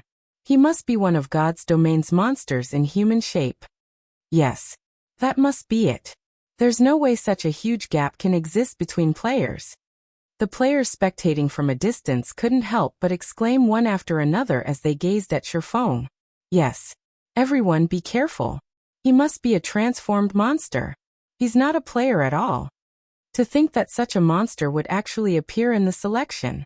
We must notify the War God's Temple about this immediately. The foreign aid players planning to target Zero Wings members overheard the spectating players' exclamations and lost their cool. Simultaneously, they frantically considered ways to contact the War God's Temple to slay Shifeng. Only by embracing this logic could they return to the world they recognized. After all, even the NPCs in God's domain were behaving like actual humans nowadays. It wouldn't be strange for monsters to transform into players either. A monster? Shifeng chuckled involuntarily when he saw his demented opponents. Indeed, I would look like a monster in your eyes. However, aren't you monsters in the eyes of ordinary players? Ultimately, God's domain was still a game. So long as players continuously leveled up and obtained better weapons, equipment, basic attributes, physiques, reaction speed, mana control, etc., their combat power would also keep rising. In fact, even an ordinary player could gain strength that was unfathomable to the current great experts. God's domain was precisely such an unreasonable world. If this battle had occurred before Shifeng had reached Tier 4, even he would have had to rely on tricks to defeat a peerless expert like Red Rain. However, after he got promoted to Tier 4, Red Rain was no different from an ant to him. Yes, the gap between Tier 3 and Tier 4 classes was that massive. In the eyes of others, peerless experts were invincible existences. However, to the current Shifeng, they were like ants that he could squish with a wave of his hand. In fact, to kill Red Rain, Shifeng had only used the Tier 2 Wind Blade. Meanwhile, everyone present was momentarily rendered speechless by Shifeng's rhetorical question. Just as Shifeng had said, ordinary players were nothing in their eyes. If they got serious, they could even kill ordinary players before the latter knew they were under attack. At this time, 3 Autumns, the eldest and most experienced player of the 4 teams, suddenly stepped forward. Guild leader Blackflame, we admit defeat. Can I ask you to let us go? Although 3 Autumns didn't understand how Shifeng had become so strong, they had no choice but to abandon the assault on Zero Wing, given the circumstances. Now retaining their lives had greater priority. After all, they weren't the 4 superpowers' subordinates but partners. You admit defeat? Shifeng was slightly surprised by 3 Autumns' words. However, he quickly understood the elderly man's reason for doing so. The death penalty for this selection battle was exceptionally heavy. Let alone apex experts, even peerless experts like 3 Autumns would suffer a major setback. Yes. 3 Autumns nodded. None of the 4 allied foreign aid team's members objected to 3 Autumns' decision, either. After all, they truly couldn't imagine what would happen if they fought against a monster like Shifeng. After scanning the silent crowd around him, Shifeng said calmly, "Sure, but you need to sign a contract with me. Once you leave this place, each of you must kill 5 experts belonging to the superpowers backing you. And these experts must be of the same standard as yourselves." As soon as Shifeng finished speaking, the 4 teams' experts immediately clamored in protest. Guild leader Blackflame, aren't you going too far? Elven Enchantress frowned, a glint of anger appearing in her eyes. If we really do as you say, do you think those superpowers will let us off the hook? They would, at most, lose 5 levels if they died on this battlefield. However, if they offended the superpowers backing them, they wouldn't just lose 5 levels but would most likely get hounded out of God's domain. After all, if these superpowers did nothing after getting stabbed in the back by their so-called partners, who would take them seriously in the future? Going too far? Shifeng chuckled. I don't think so at all. From how I see it, you take Zero Wing for a pushover. If Zero Wing were one of the 5 great super guilds, would you still find this condition to be too much? Guild leader Blackflame, is there a need to make such assumptions? Breathing out a deep sigh, Three Autumns added. If Zero Wing really were one of the 5 great super guilds, we wouldn't have accepted this partnership to begin with. So your assumption simply isn't valid. Also, while we are indeed no match for you, if it really comes down to a fight, you won't come out unscathed, either, Guild Leader Black Flame. After all, our stamina and concentration consumption is drastically increased here. How many people can you possibly kill by yourself? And how many people would your team have left at the end of the battle? Rather than suffer mutual destruction, isn't it better if we settle things in another manner? Three Autumns clearly stated the various possible scenarios and listed their respective pros and cons. At this moment, let alone Yulan, Gentle Snow, and Aqua Rose, even Sorrowful Heaven, who was also in a leadership position, felt that this was the best option. After all, both sides weren't mortal enemies. To ensure Zero Wing's continued development, it was in Shifeng's best interests to avoid unnecessary losses. However, defying everyone's expectations, Shifeng shook his head. Guild Leader Black Flame, are you intent on mutual destruction? Three Autumns' expression twisted slightly. As a peerless expert of God's domain and a Vice Alliance Master of the Fire Dragon Adventurer Alliance, it was already unbelievable that he was taking the initiative to admit defeat. He never thought that Shifeng was actually a lunatic. Read latest chapters at Wuxia World. EU Meanwhile, upon seeing that Shifeng refused to back off, Elven Enchantress snarled. Black Flame, you'd better not go too far. You should know that we also represent the superpowers backing us this time. If you annihilate our teams, those superpowers definitely won't let you off the hook. Zero Wing won't be able to bear the consequences. What you say is correct. Shifeng nodded. He then shifted his gaze to Elven Enchantress. However, you've made one mistake. Mistake? Shifeng's words puzzled Three Autumns. He couldn't figure out how he had misspoken. The next moment, Shifeng unsheathed the abyssal blade. Immediately, the intensity of the aura he exuded increased several-fold. With him as the center, all mana within a 1,000-yard radius started to roil, and even the air trembled. And that is the difference in strength.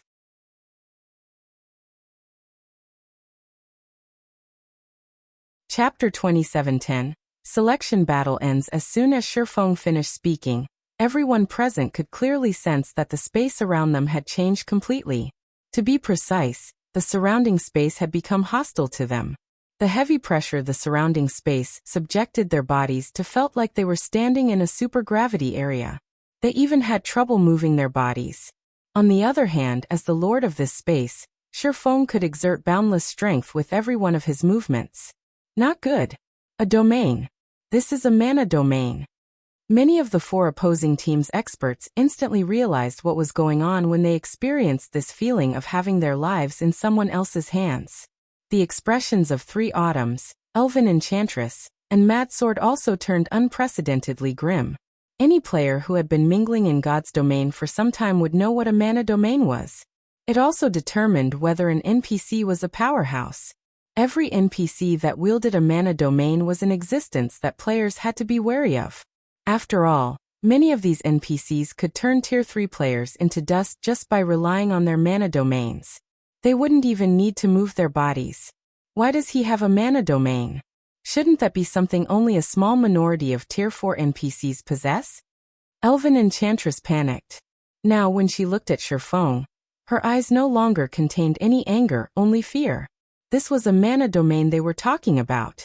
With the emergence of this domain, Shifeng had basically become the ruler of this space. How is this possible? Three Autumns was stunned by this situation, his heart churning with confusion. Is he really not a player but a transformed monster? It might be fine if Shifeng only possessed absurd strength. At worst, they could use Zerg tactics to overwhelm his stamina and concentration. A mana domain, however, was a different story. A mana domain specifically countered Zerg tactics. If an individual stepped into a hostile mana domain without sufficient strength, they would be no different from ants before the domain's owner. They might not even be able to display any combat power. Moreover, the mana domain Shifeng revealed was simply outrageous, covering a 1,000-yard radius. With such a range, they couldn't flee even if they wanted to. At this moment, let alone 3 Autumns and the other hostile players. Even Yan Tianqing and the other members of Zero Wing's upper echelon were stunned. The guild leader's strength has already reached such a height? Yan Tianqing gawked at Shifeng, who currently stood proudly among the crowd of great experts. With such strength, it wouldn't matter even if the 4 opposing teams ganged up on Shifeng simultaneously. He could quickly dispatch these people with a few swings of his sword.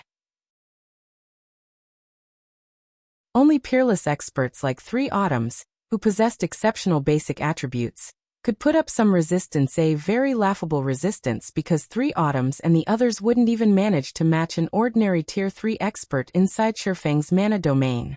Meanwhile, with Shifeng's strength, he could easily dispose of ordinary Tier 3 experts, even without his mana domain strengthening properties. At this time, the spectating foreign aid teams outside Shifeng's mana domain also panicked. Those 4 teams are dead for sure.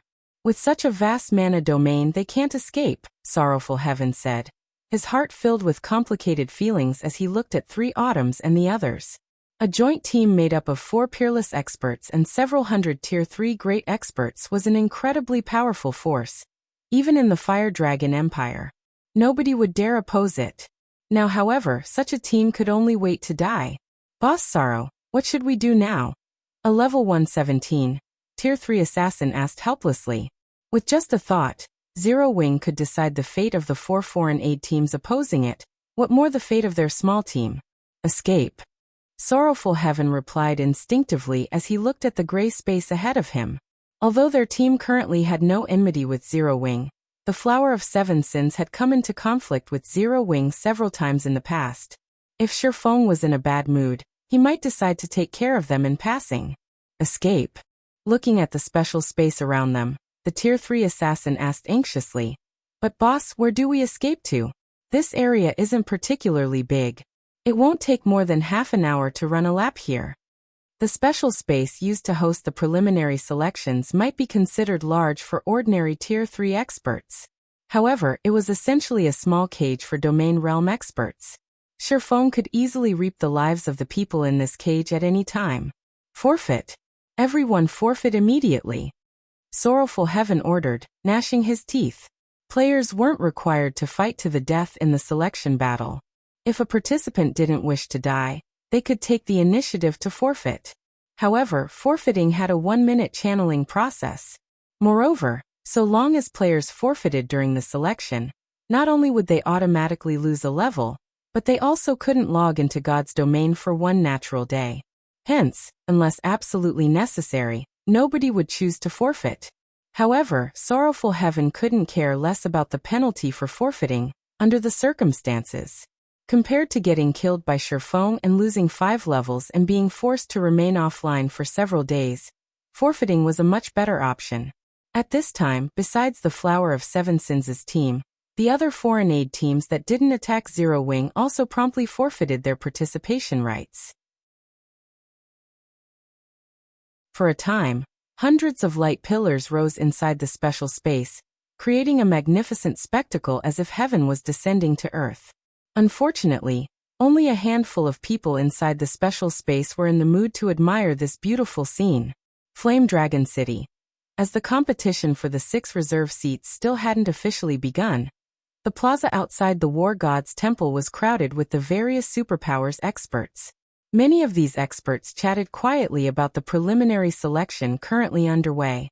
"I heard 9 superpowers are participating in the foreign aid selection this time. I wonder which superpower will have the most players remaining. It would be great if our guild can have more people passing the selection. That would significantly ease our burden afterward. I'm afraid not many of our helpers will pass the selection. I just heard that the Sky Dragon family, Pride Empire, Demon Palace, and Miracle recruited 4 of the Fire Dragon Empire's 6 absolutes. With these peerless experts around, trying to hold on to a War God order will be incredibly difficult. Aren't those 4 guilds a little too strong? They actually managed to recruit 4 absolutes? What kind of price did they pay?" Although foreign aid won't be particularly helpful in the official competition, each one can still secure half as many points as an official guild member. The opportunity to recruit a peerless expert as a helper is worth any price. After all, That is equivalent to having an extra peerless expert in the guild. At the mention of peerless experts, many of the players in the plaza reflexively turned to look at the members of the Sky Dragon family, Pride Empire, Demon Palace, and Miracle in envy. After all, a guild's foundation largely depended on the number of apex experts and peerless experts they possessed. Moreover, in this competition for the reserve seats, having even one additional peerless expert would be of significant help. At this time, the various superpowers upper echelons resting inside the War God's temple were also filled with envy and anger.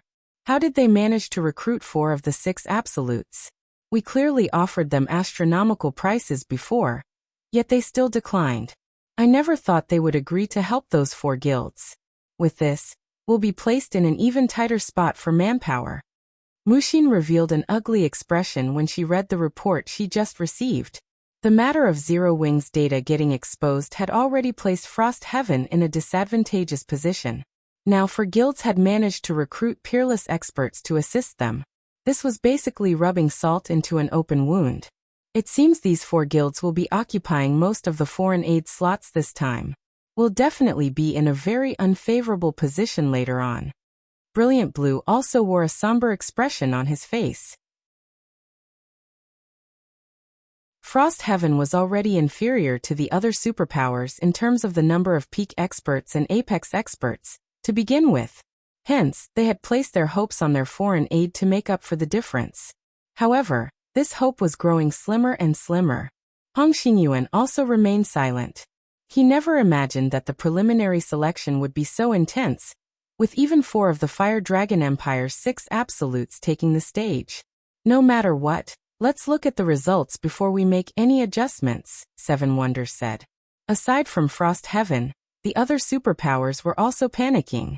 They never thought that the Sky Dragon family, Pride Empire, Demon Palace, and Miracle would become the selection battle's biggest winners. As for the 4 guilds in question, they basked in a moment of delight, feeling that the price they paid to hire the 4 absolutes was well worth it. Now all they had to do was wait for the selection battle to end and the results to be announced. Those 4 guilds were really cautious in their actions. Even we have just received news that they invited 4 of the 6 absolutes. Vice Guild Leader, I'm afraid we might have to change our plans afterward, White Feather said with a frown as she read the latest report. Although the addition of 4 peerless experts wouldn't affect Mythology's overall situation, she still disliked such variables. The Fire Dragon Empire's 6 absolutes? The corners of Cold Shadow's lips curved up when she heard this. With this, even Black Flame will have trouble surviving. Previously, when she heard of the 4 superpowers' plan to suppress Zero Wing, she still felt relatively uneasy. She had seen Shifeng's strength and tricks before. Killing him would be incredibly difficult. However, with 4 peerless experts added to the equation, combined with the special spaces restrictions, Shifeng's death was just about guaranteed. As the various superpowers' upper echelons were predicting the selection battle's results, a bell suddenly tolled, the sound echoing throughout the War God's temple. Read latest chapters at Wuxia World. This bell represented the end of the selection battle. What's going on? The selection battle is over? Didn't it just start? Did the War God's temple make a mistake? That shouldn't be the case. Let's go take a look. The selection battle's abrupt end confused the various superpowers' upper echelons. They hastened to the War God's temple's central hall to find out what had happened.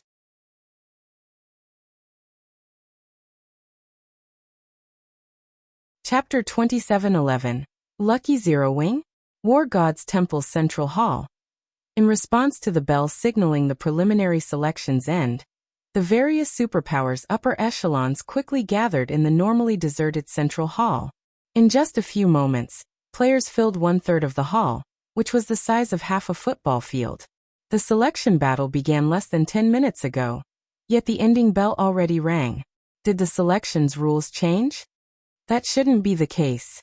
The rules were verified before the competition. But it ended in less than 10 minutes. I doubt anyone can do anything in such a short time, right? The various superpowers' upper echelons curiously discussed the selection battle's abrupt end. All of them wanted to know why the selection ended so soon. Amid the various discussions, A huge teleportation array appeared in the middle of the hall. A moment later, a stone stele emerged from the magic array. The appearance of the stele instantly attracted the various superpowers' attention. This was especially true for the 9 superpowers that had recruited foreign aid. This was because the 9 superpowers' names were gradually appearing on the stele. The announcement of the number of players that passed the selection for each guild was evidently forthcoming. What? The results are actually out so soon. I wonder which guild will have the most helpers? If anyone can get over 20 official foreign aid slots, it would be of significant help in the official competition. According to the information we received, Miracle should have the best odds. After all, they recruited Elven Enchantress. She's top-notch when it comes to long-range sniping and sneak attacks. She can easily snipe the War God Order holders. Also, compared to the 5 other absolutes, her attacks are the trickiest to block. The various superpowers' upper echelons excitedly made conjectures as they watched the words slowly appear on the stele. On the other hand, Frost Heaven's members grew nervous. According to the intelligence they secretly acquired, Frost Heaven's overall strength could only be considered average. If they lacked sufficient foreign aid, they would most likely lose all hope of gaining one of the 6 reserve seats. The official competition for the reserve seats would be a struggle for land and resources. The greater the number of powerful experts one had, the more advantageous one's position. After a guild occupied a resource node, it would acquire a resource emblem. And when a player wore the resource emblem, so long as they did not leave the node's range, the guild they belonged to would continually earn guild points. Hence, the player wearing the resource emblem had to be incredibly strong. Otherwise, it would be very easy for other guilds' experts to ambush and kill the emblem holder. 10. Just 10 people is fine. Mushin prayed quietly as she looked at the monument. She didn't place much hope in having many of their helpers pass the preliminaries. She only hoped that Frost Heaven's foreign aid count did not lag behind the other superpowers. 10. She sure knows how to dream. 1,000 Miles, a vice-guild leader of Miracle, sneered when he overheard Mushin's mutterings from nearby. It's a pity she invited Zero Wing. This dream of hers will never come true. Miles, you've gone too far this time. I only told you to instruct Elven Enchantress and the other 3 guilds to suppress Zero Wing. Yet you actually told them to annihilate Frost Heaven's other helpers after eliminating Zero Wing. Shredded Soul, Miracle's first vice-guild leader, berated while shaking his head.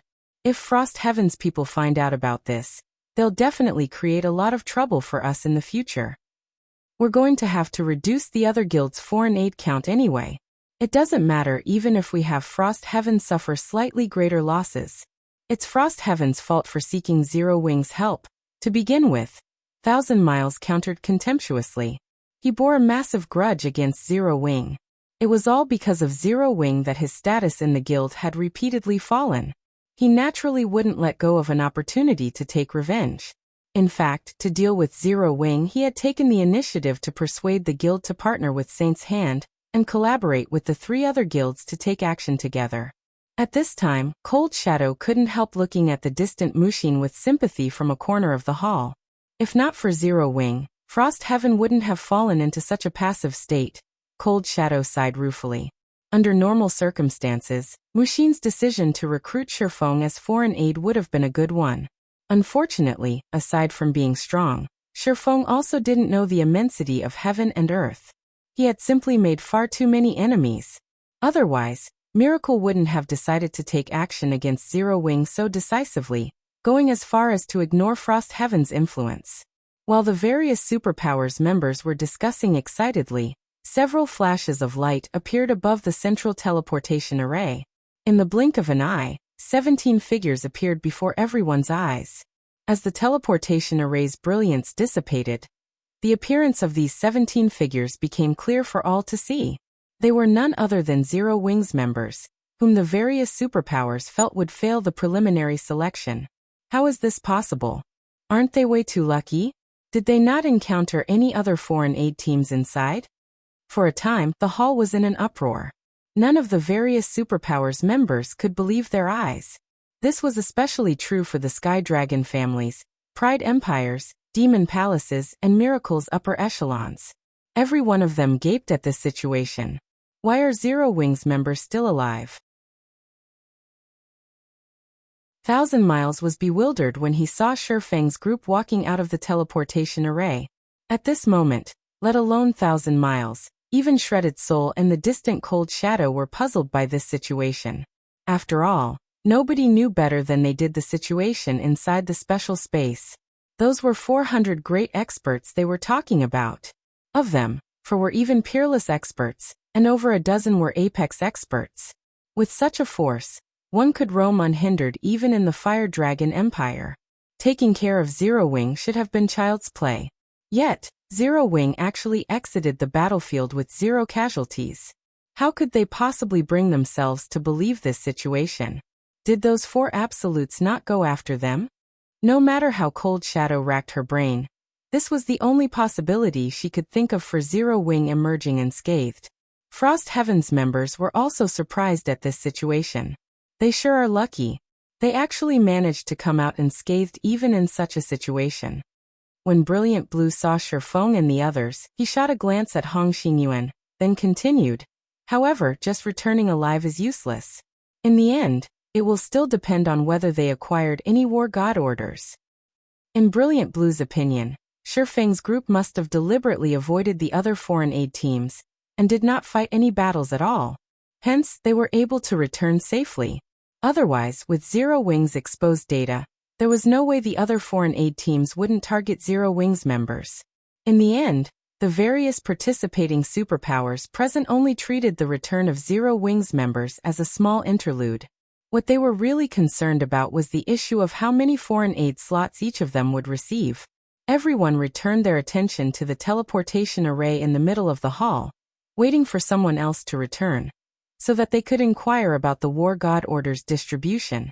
However, after Shifeng's group left the teleportation array, the various superpowers members were dumbfounded. The teleportation array that should have continued teleporting other people back to the War God's temple actually started disappearing. What's going on? Why did the teleportation array stop teleporting people? Read latest chapters at Wuxia World. Could it be broken? Questions emerged in everyone's mind one after another. None of them could figure out what was going on. The hall devolved into pandemonium because of this situation. However, after a short while, the entire central hall fell into a deathly silence. The line of text that appeared at the top of the stele rendered everyone in the hall speechless with shock. Preliminary selection participant count: 900, passing count: 17.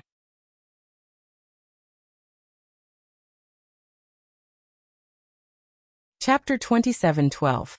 Arrogant Person Exodus Tales. Chapter 2712. Arrogant Person. Only 17 people passed the selection? Zero Wing's team seems to have 17 people. What exactly is going on here? After a brief silence, the various superpowers members turned their eyes toward Shifeng's group, the doubt in their hearts deepening. There was indeed the possibility that the War God orders had been well hidden, and some might not be found even after the selection ended. This would result in less than 100 people passing the preliminary selection.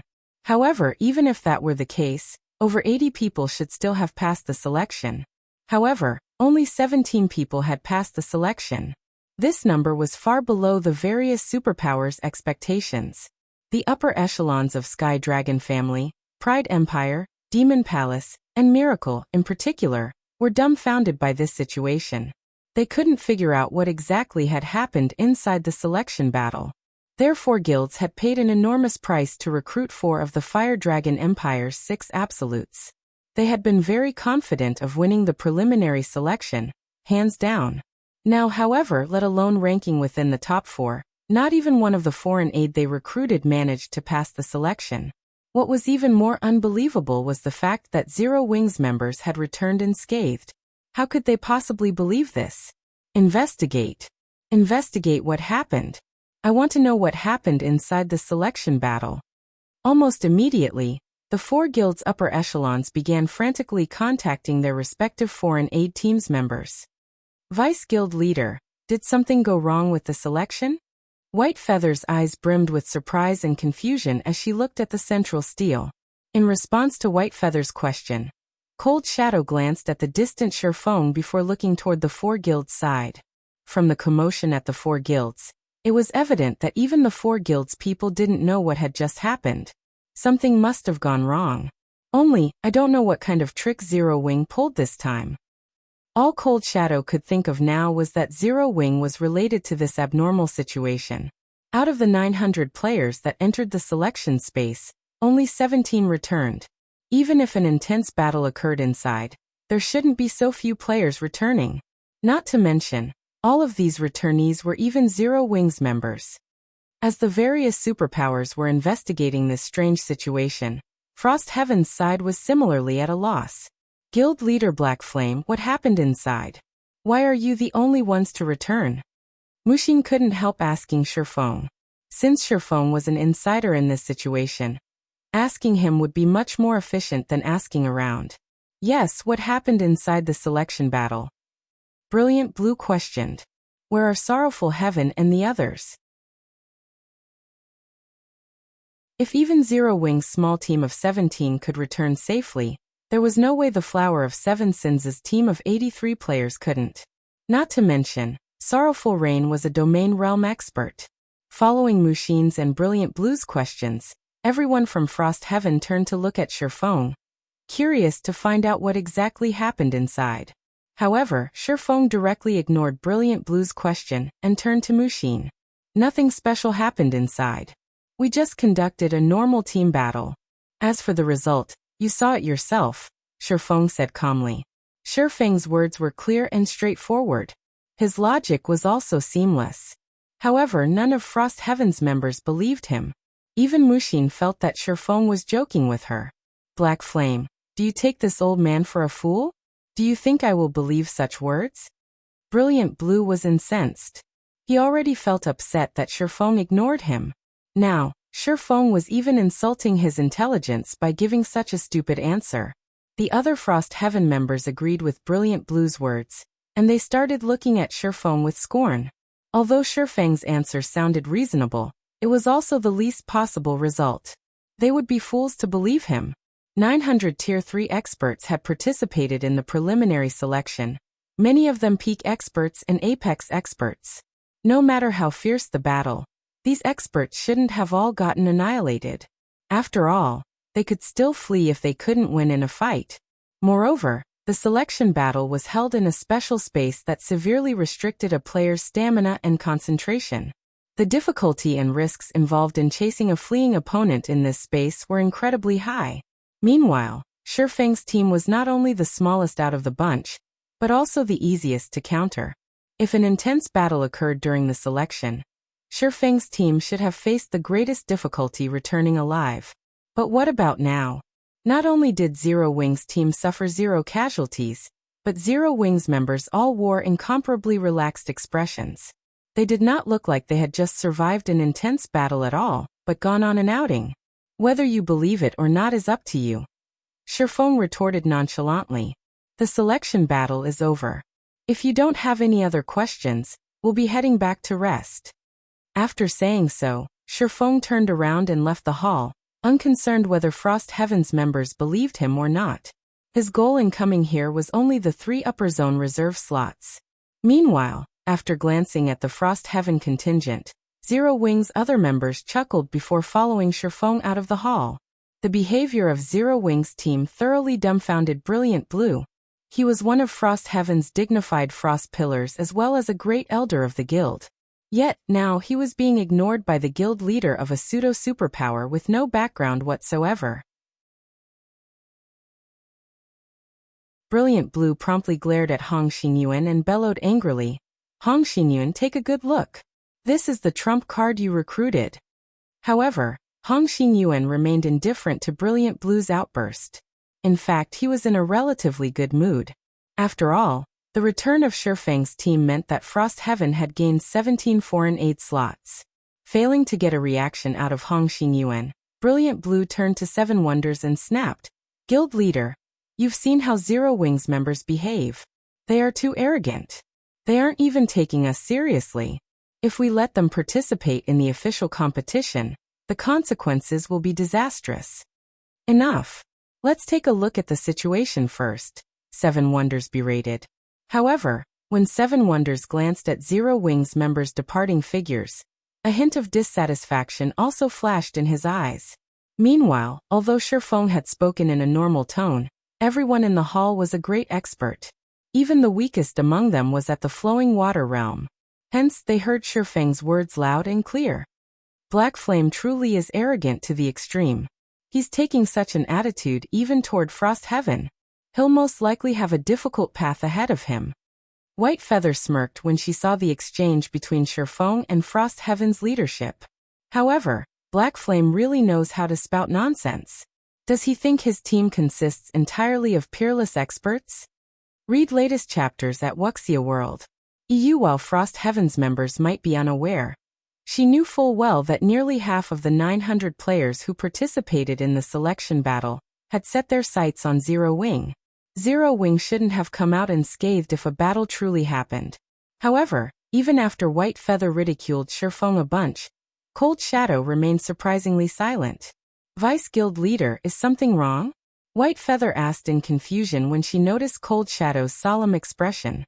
News just came from our insider. Taking a deep breath, Cold Shadow said slowly, all participating foreign aides were annihilated.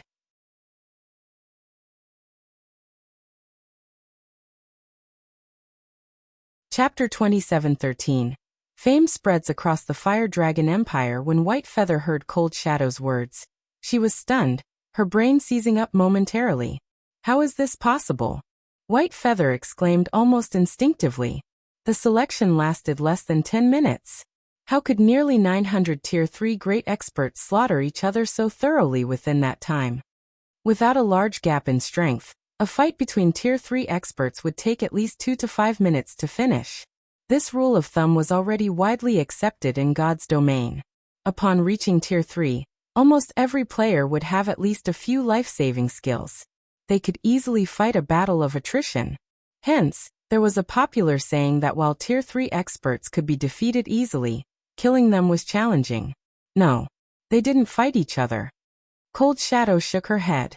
She then added calmly, according to our insider, over half of the foreign aid teams chose to forfeit. Forfeit? White Feather grew even more confused at this revelation. She felt that the more she delved into this matter, the more incomprehensible it became. Meanwhile, inside the gloomy hall, 1,000 Miles and the upper echelons of the many superpowers present also received news on what happened during the selection battle. They were inevitably bewildered. Have they lost their minds? Over half of them forfeited. 1,000 Miles cursed out loud when he saw his subordinates report. Investigate immediately. Anyone who chose to forfeit shouldn't even think of receiving any of the promised benefits. With the huge numerical advantage they had, they could have annihilated Zero Wing's members even if they had to throw bodies at them. Vice Guild Leader Miles.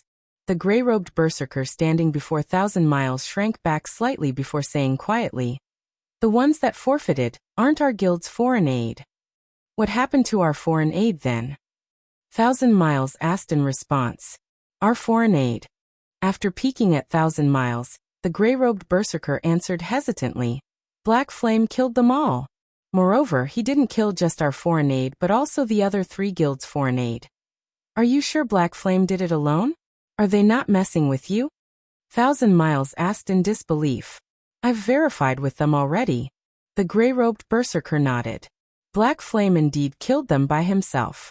Out of the 400 players that targeted Zero Wing, not a single one survived. Alone? He annihilated all 400 Tier 3 great experts? 1,000 Miles suddenly felt a little dizzy. This information was too much for his brain to process. He even felt that he was hallucinating right now. According to the foreign aid teams, Black Flame already possesses a mana domain. The range and strength of his mana domain are also unprecedented. Tier 3 experts can't exert even 10% of their combat power while inside it. Just moving their bodies is a challenging task, the berserker reported after summoning up his courage. Not only did a player obtain a mana domain, but said mana domain was even so powerful. If someone had told him such a thing before, even he would consider that person crazy.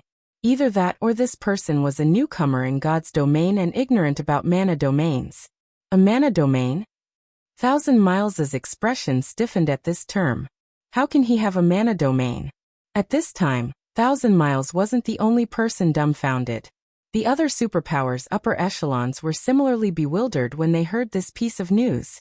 After all, it was far more unbelievable than Shifeng's feat of single-handedly annihilating 4 foreign aid teams. In God's domain, the mana domain was the standard that determined whether an NPC was strong or weak. So long as an NPC had a mana domain, they would be considered a true powerhouse in the whole of God's domain. After Frost Heaven's members received a detailed report of what happened during the selection battle, they too fell silent. Brilliant Blue, in particular, wore an extremely wrinkled and ugly look on his face. Previously, no one from Frost Heaven believed what Shifeng had said. In their opinion, Shifeng was only talking big. Brilliant Blue had even mocked Shifeng for his arrogance. However, insiders were now telling them that everything was true. Moreover, the situation was far more terrifying than how Shifeng described it. Old Hong, did you and Muxin know about this since the beginning? Seven Wonders couldn't help asking Hong Xinyuan. We knew a little. Chuckling, Hong Xinyuan added. However, for confidentiality's sake, we didn't tell anyone. Muxin also nodded in agreement. Only, even she was surprised by such an excellent battle record. She never expected that Shifeng's mana domain would be so powerful when released.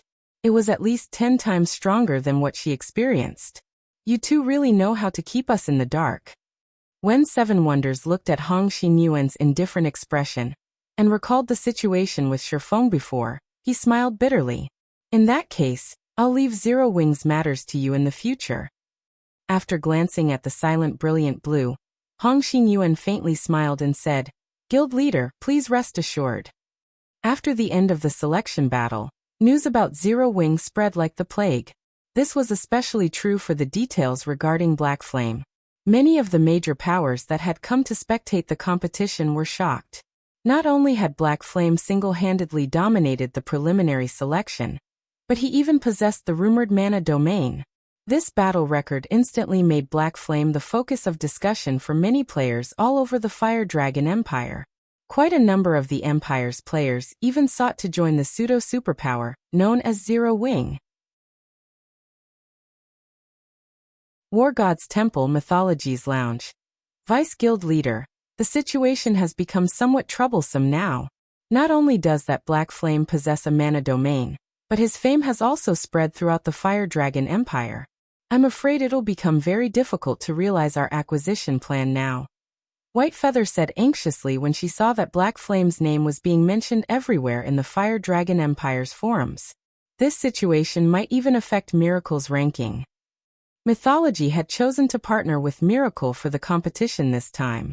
In terms of guild foundations and strength, Miracle was above Frost Heaven.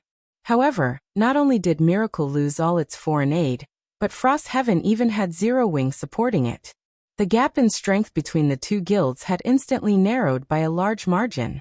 Black Flame has indeed become a big variable now. Glancing at the battle report she received, Cold Shadow smiled and added, However, at the end of the day, the struggle for the reserve seats isn't something that can be decided by one person. Not to mention, even with a mana domain, Black Flame won't be able to survive for long in this competition. That great personage has already said he would personally take action against Black Flame. That great personage is going to make a move. This news surprised White Feather. Black Flame still thinks he is invincible just because he has a mana domain. He doesn't know that there is always someone stronger. Even a mana domain cannot save him now. Cold Shadow sneered as she read the detailed report on Shifeng. While a mana domain was indeed powerful, it was a negligible existence in front of absolute strength. While the various superpowers were patiently waiting for the official competition to begin, Shifeng secretly paid a visit to a bar called Moonfire in Flame Dragon City's outskirts. Read latest chapters at Wuxia World. EU at this time, only one woman was sitting quietly at the bar counter. This woman wore delicate light blue robes, and just the view of her back could mesmerize countless people. However, this woman's aura was as hot as flames, deterring people from summoning up the courage to approach her. "You're here." When the woman saw Shifeng enter the bar, she greeted him as though welcoming an old friend she hadn't seen for a long time. Meanwhile, this woman was none other than the Dragon Phoenix Pavilion's Phoenix Pavilion Master, Demon Queen Phoenix Rain.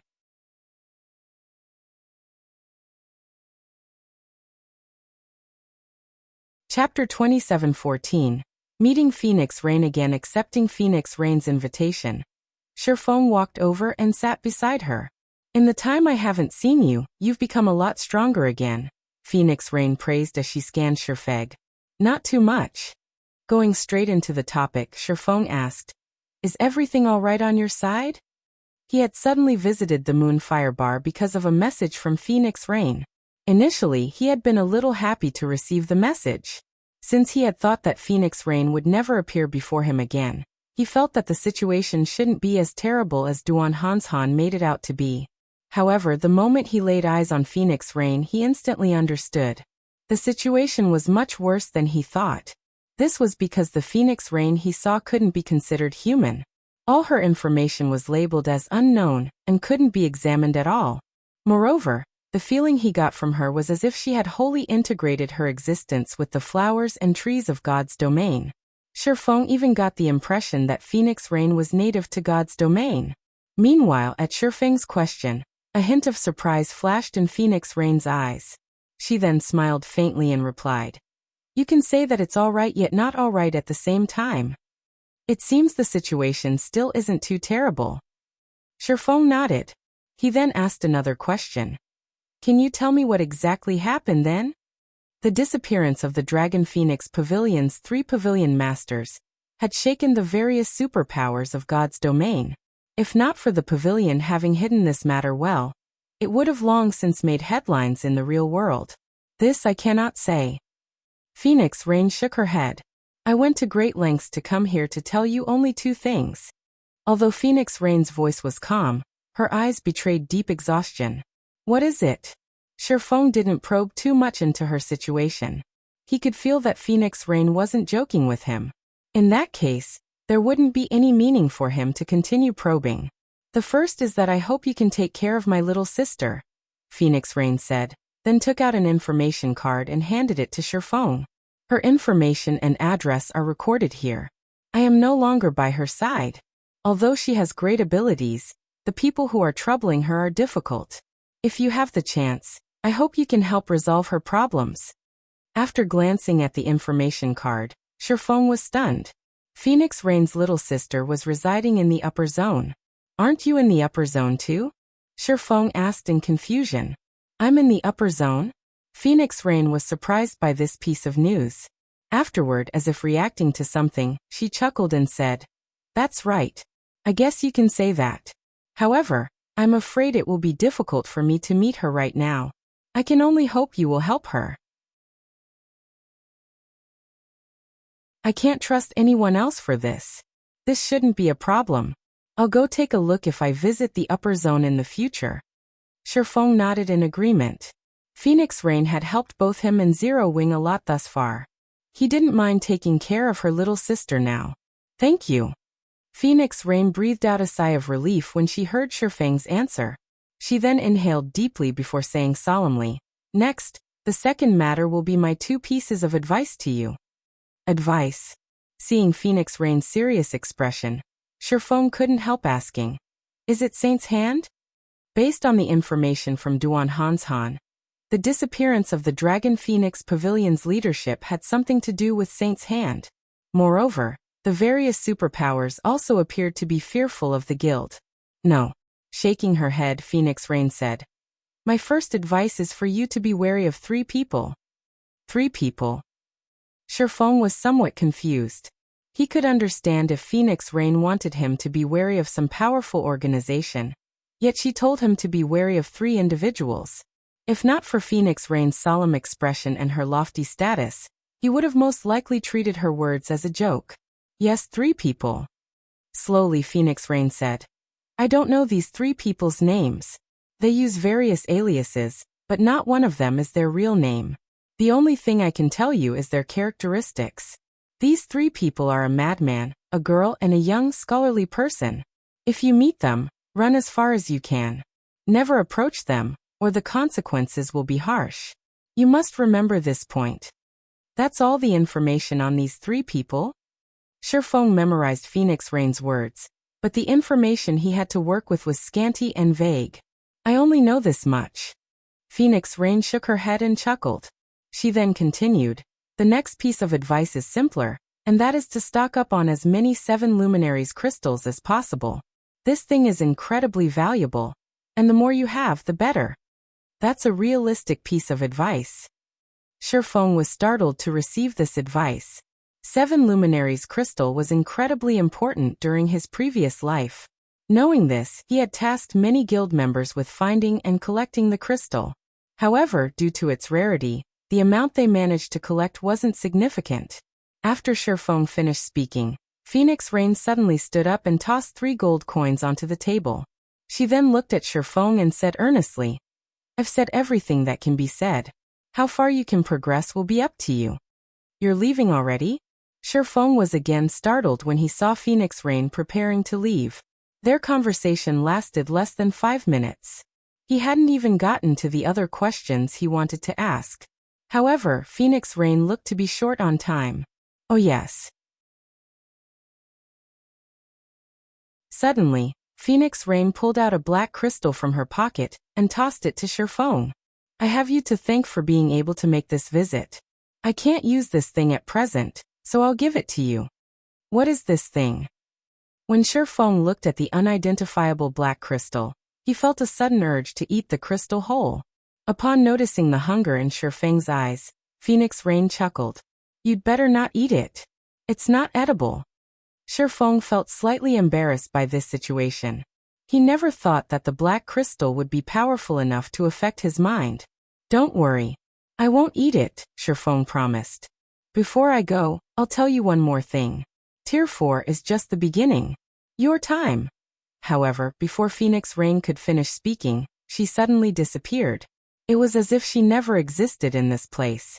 Now, only Shifeng remained inside the spacious bar. Read latest chapters at Wuxia World. EU forced teleportation? Surprise colored Shifeng's eyes as he looked at the space where Phoenix Rain had been. However, he quickly denied his conjecture. No. There were no spatial fluctuations. It shouldn't be a forced teleport. Yet, if she logged off, it should have taken a while before she disappeared. Despite pondering for some time, Shifeng failed to figure out the mechanism behind Phoenix Rain's sudden disappearance. In the end, he had to give up and shifted his attention to the black crystal in his hand. At least he now knew that Phoenix Rain was safe. I got nothing from using an ordinary identification skill just now.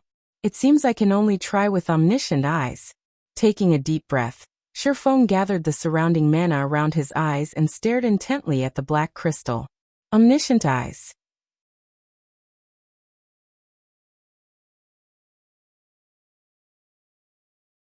Chapter 27:15. Eternal item. As Shifeng frantically gathered mana inside the bar, the mana around him started liquefying. The standard of his mana was undoubtedly at tier 4. A moment later, twofold magic arrays appeared in his eyes. If a player were to meet his gaze right now, they would most likely shudder instinctively. At this moment, Shifeng's eyes seemed to be capable of penetrating all truths in the world. No secrets could exist before this pair of eyes.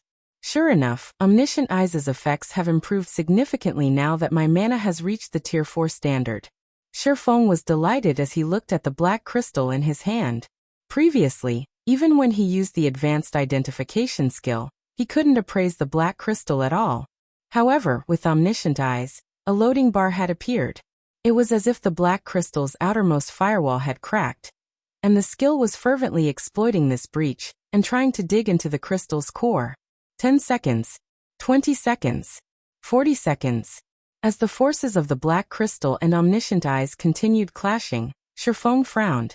Although Omniscient Eyes has the strength to contend against the black crystal, it apparently still isn't enough. Omniscient Eyes might be digging at the black crystal's firewalls, but the skill had a limited duration of only 1 minute. If it failed to break through the black crystal's defenses during this time, he would have to try again 10 minutes later. Only, the result would most likely be the same. Upon seeing omniscient eyes and the black crystal at a stalemate, Shifeng started racking his brain on how he could break through the black crystal's power. The biggest difference between Tier 3 and Tier 4 is in mana. Since Omniscient Eyes has the strength to go up against the black crystal after being injected with Tier 4 mana, the difference between the two is mana. As of now, Omniscient Eyes still has plentiful mana. In other words, the amount of mana isn't crucial for breaking through the black crystal's defenses. If the amount isn't the problem, then the only other possibility is the mana strength.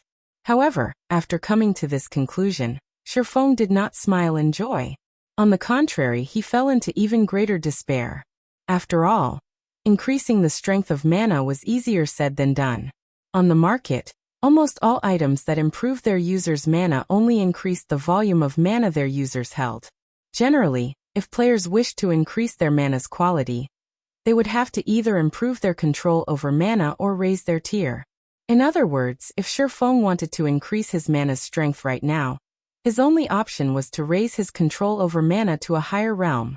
No, that's not the only option. Shifeng shook his head. An increase in the mana's strength also represents an increase in the skill's power. Increasing the skill's power would be equivalent to improving the mana's strength. After Shifeng thought up to this point, a glimmer of hope appeared in his eyes. However, less than 5 seconds remained to Omniscient Eyes' duration. I have no choice but to try. Taking a deep breath, Shifeng unsheathed the abyssal blade, and promptly assumed the posture of using the mana technique Light Shadow. The mana swarming around Shifeng instantly began condensing even further, taking on the shape of a great sword. However, unlike when he used this mana technique at Tier 3, the Phantom Greatsword now looked much more tangible. Meanwhile, after executing Light Shadow, Shifeng could sense a change occurring in the magic arrays in his eyes. They showed faint signs of evolving into threefold magic arrays. Good. It's effective. Shifeng couldn't help growing excited. However, the third layer's formation abruptly stopped. The mana still isn't strong enough? Shifeng frowned. If I want to increase it even further, I'll have no choice but to use Holy Devour. Holy Devour was a move he dreaded to use. Executing the complete Holy Devour was too taxing. It shouldn't be used frequently, even by Tier 4 classes. With the reserve seats competition about to begin, he had to keep himself in his peak state. Although executing Holy Devour once wouldn't overwork his brain, it would still exhaust his concentration. However, after thinking for a second, Shifeng gritted his teeth and threw caution to the wind. To hell with it. Although Phoenix Rain currently wasn't in a life-threatening situation, that was true only for now. There were far too many unknowns and secrets surrounding her. Saint's Hand's side was also filled with mysteries. There was no guarantee that he wouldn't meet a similar fate to Phoenix Rain in the future. Hence, he needed to identify the Black Crystal. Only by doing so would he have a chance at finding some useful information. Immediately, Shifeng changed his stance once more, and the aura he exuded skyrocketed in intensity. Holy Devour. Boom. Suddenly, ethereal flames enveloped the bar.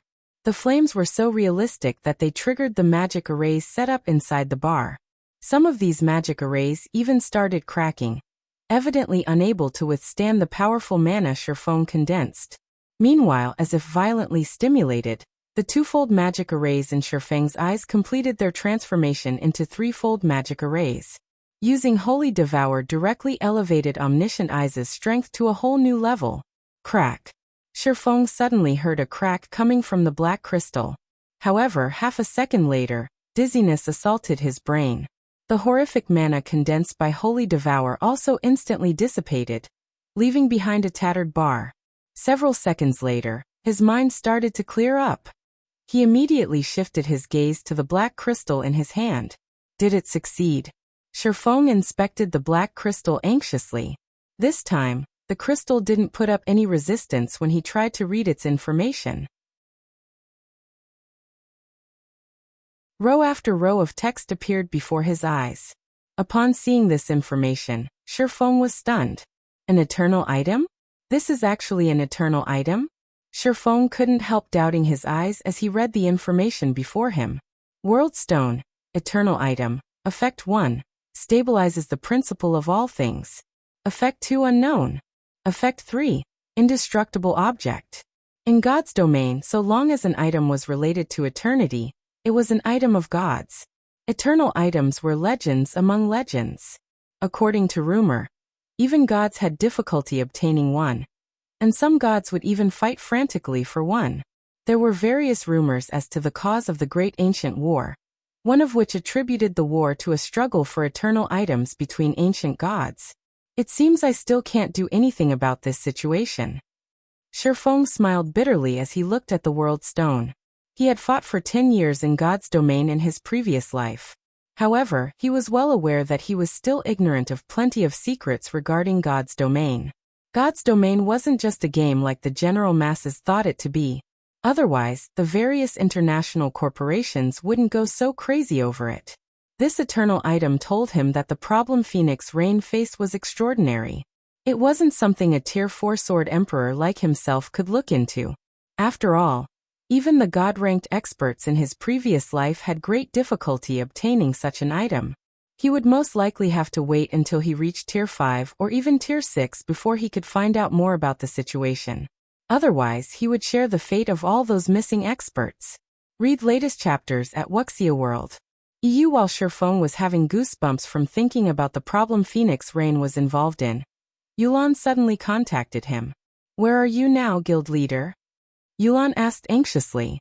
"The various superpowers members have already started to gather." "Okay, I'll head over now." Sherfong smiled and nodded. He decided to shelve Phoenix Rain's matter temporarily. Now the only thing he needed to do was improve both his and his guild's strength as much as possible. Only by doing so would he have a better chance of handling the various crises plaguing him. After ending the call, Sherfong stored the World Stone and dropped a bag of gold coins on the table. He then left the Moonfire Bar.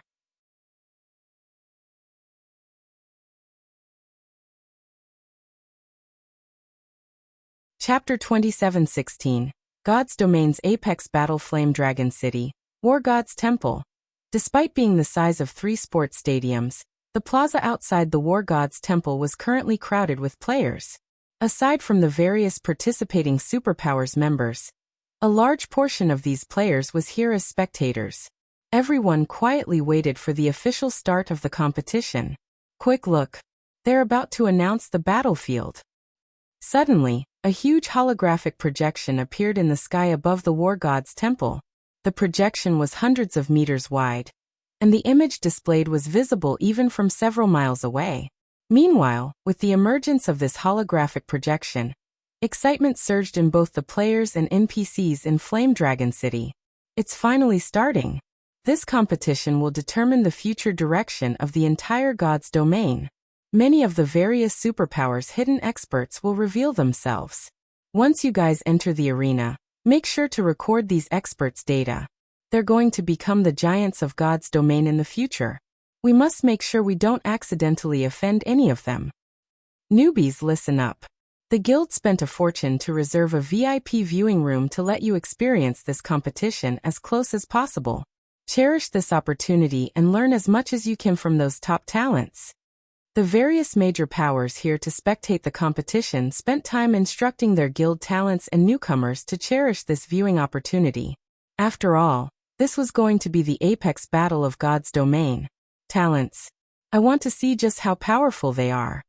I heard many of the people on the God's domain's experts list would appear. I wonder if we'll get a chance to see a showdown between these experts? The various major powers' talents and newcomers grew excited upon hearing their superiors' words. They all wished they could take part in the competition themselves. The players in Flame Dragon City weren't the only ones paying attention to this competition. Players all over God's domain were also interested. Unfortunately, the people who could directly spectate the battle numbered very few, which had many players gnashing their teeth in frustration. There were only 100 VIP viewing rooms, each capable of accommodating only 100 players. There were also only 10 million normal viewing seats available. Compared to God's domain's player population, this number was insignificant. However, this still wasn't the most frustrating part. Instead, what frustrated players the most was that aside from players, even NPCs could purchase these viewing tickets. According to the War Gods Temple's statistics, 20% of the tickets were bought by NPCs, 60% by guilds, and only 20% by independent players. Time passed quickly. Before anyone knew it, the holographic projection above the War Gods Temple revealed the battlefield for the upcoming competition. Displayed on the projection was an ocean with turbulent waves and dark thunderclouds. At a glance, it was evident this wasn't a place players could enter casually. Strewn across this ocean were 18 islands of varying sizes. The small islands were roughly the size of small leveling maps, while the large islands were around 3 times the size of the small islands. A considerable distance separated these islands. With calm seas, a bronze speedboat would take at least 2 hours to travel from one island to another. The appearance of waves and storms could double this travel time. What? It's going to be a naval battle? No, there are quite a few islands on the ocean. Is it an island occupation battle? The players outside the War Gods Temple were surprised by the unveiled battlefield, and heated discussions promptly broke out. However, before anyone could reach a conclusion, the specific rules for the reserve seat competition were listed one after another. When the players in the plaza saw these rules, they gasped in shock. After all, this competition depended heavily on guild foundations and leadership. The use of individual strength would be greatly restricted in this competition. Moreover, if a guild didn't handle its distribution of teams properly, it might suffer complete annihilation. The rules favor guilds with greater numbers. Mu Lingsha frowned as she gazed at the rules displayed above the War Gods Temple. The minimum requirement for players in this competition was Tier 3. Even if most of the participating superpowers had roughly the same number of guild members, there was a huge difference in the number of Tier 3 players. Take Unyielding Soul, for example. The guild had only 4,500 or so Tier 3 players. However, the Super Guild Sky Dragon family had over 8,000. Of course, the guilds participating in this competition had 6,000 Tier 3 players on average, so the difference between the participating guilds wasn't as significant. Even so, this situation would still create a huge gap between the participating guilds. To begin with, each of the 5 great super guilds had over 20,000 Tier 3 players. This wasn't a number any of the other superpowers could hope to compete with. This was also why none of the other superpowers held any hopes of competing for the 5 other reserve seats. With the revelation of these rules, the gap between the 5 great super guilds and the other participating superpowers became even more significant. For example, the 5 great super guilds could form 21,000-man teams each, whereas the other superpowers couldn't even form 10. And given the random assignment to the various islands, the number of islands the 5 great super guilds could occupy right off the bat would already be several times higher than what the other superpowers could hold. To make matters worse, if a guild couldn't even rank within the top 5 of an island's point ranking, it couldn't leave for other islands to seek greener pastures. These rules are excellent. Miracle's victory is basically sealed now, Cold Shadow said, smiling as she read the competition rules. At this time, Miracle's upper echelon was also ecstatic. After all, Miracle had over 13,000 members participating in the competition this time. As to why the guild could have so many Tier 3 experts, it was thanks entirely to the special tools mythology provided. These tools allowed Tier 2 experts that had trouble with their promotion to overcome the final hurdle. Although these artificially produced Tier 3 experts were lacking in combat standards compared to other Tier 3 experts, they were still bona fide Tier 3 players and much stronger than Tier 2 players. With the addition of these artificial Tier 3 experts, Miracle had the 6th largest player count in this competition. In contrast to Miracle's upper echelon, 7 Wonders and the rest of Frost Heaven's upper echelon currently looked pale. Frost Heaven had only a little over 7,500 members participating. The guild was just barely ranked within the top 10. If not for the competition venue and rules, Frost Heaven could have easily fought for the 6th seat. Now, however, it was evident this wouldn't be possible. Our only choice is to take the risk and form more teams. Otherwise, we won't have a chance of securing a seat, Seven Wonders stated calmly to the elders and grand elders present. That's the only thing we can do. Otherwise, we won't stand a chance against the guilds with greater numbers, Hong Xingyuan said, nodding in agreement. The grand elders and elders present similarly agreed with Seven Wonders' opinion. Since that's the case, I'll start assigning the teams. Although we have to split our numbers into as many teams as possible, we also need to consider the balance of combat power and the struggle for resource nodes.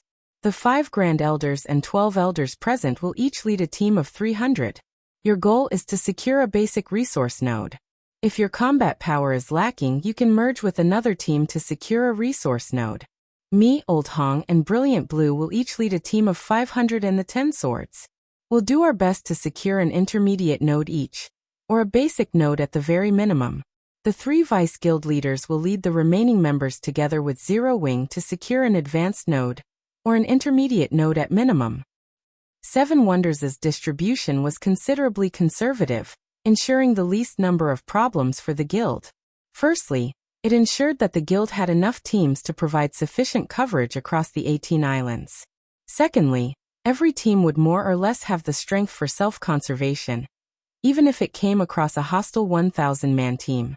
Of course, the chances of actually coming across a 1,000-man team were relatively low. Since each guild only had so many players participating in the competition, using these limited players to form 1,000-man teams was a huge extravagance. To spread their influence as wide as possible, the various participating guilds would naturally form as many teams as possible without compromising their overall combat power. What do you think? Seven Wonders asked as he looked at the guild upper echelon present. In response, the guild elders exchanged looks with each other. However, none of them voiced any objections. Seven Wonders nodded. In that case. Just as he was about to finalize his decision, however, a low voice entered everyone's ears. I object. Immediately, Frost Heaven's upper echelon turned to look at this voice's origin. The owner of this voice was none other than Shifeng, who had just arrived. However, instead of getting upset at Shifeng's interjection, Seven Wonders instead asked sincerely, Guild Leader Black Flame, do you have any better suggestions? Following Seven Wonders' question, the Grand Elders and Elders present also turned to Shifeng. Their actions showed that they were of the same mind as Seven Wonders, and they all looked forward to hearing Shifeng's suggestion. What happened to these people while I was gone? Shifeng was a little surprised at Seven Wonders and the others' response. Before he left, these people couldn't even be bothered to look at him. Now, not only did Seven Wonders' attitude change for the better, but even Frost Heaven's Grand Elders and Elders had become more amiable. What Shifeng didn't know was that news of his frightening battle had already spread. With such terrifying combat power, let alone Frost Heaven, even super guilds would treat him respectfully. Read latest chapters at Wuxia World. EU. However, Shifeng didn't dwell on the matter. I can't say it is a good suggestion. Calmly, Shifeng added, I just think that we should change the grouping slightly. How do we change it? Seven Wonders asked curiously. Shifeng then stretched out an open palm. 5. My suggestion is for Zero Wing to lead 5 separate 100-man teams, while your Vice Guild leaders lead the remaining 500 players. This way, we can maximize our combat effectiveness. You're tuning in to the Limei's Wuxia Whispers YouTube channel. We're so grateful for your support, and don't forget to subscribe to join us on this incredible journey through captivating stories. Your generosity through donations truly makes a world of difference, as it's the primary source of revenue that allows me to expand and enhance this channel for you. Thank you from the bottom of my heart for being a part of this adventure.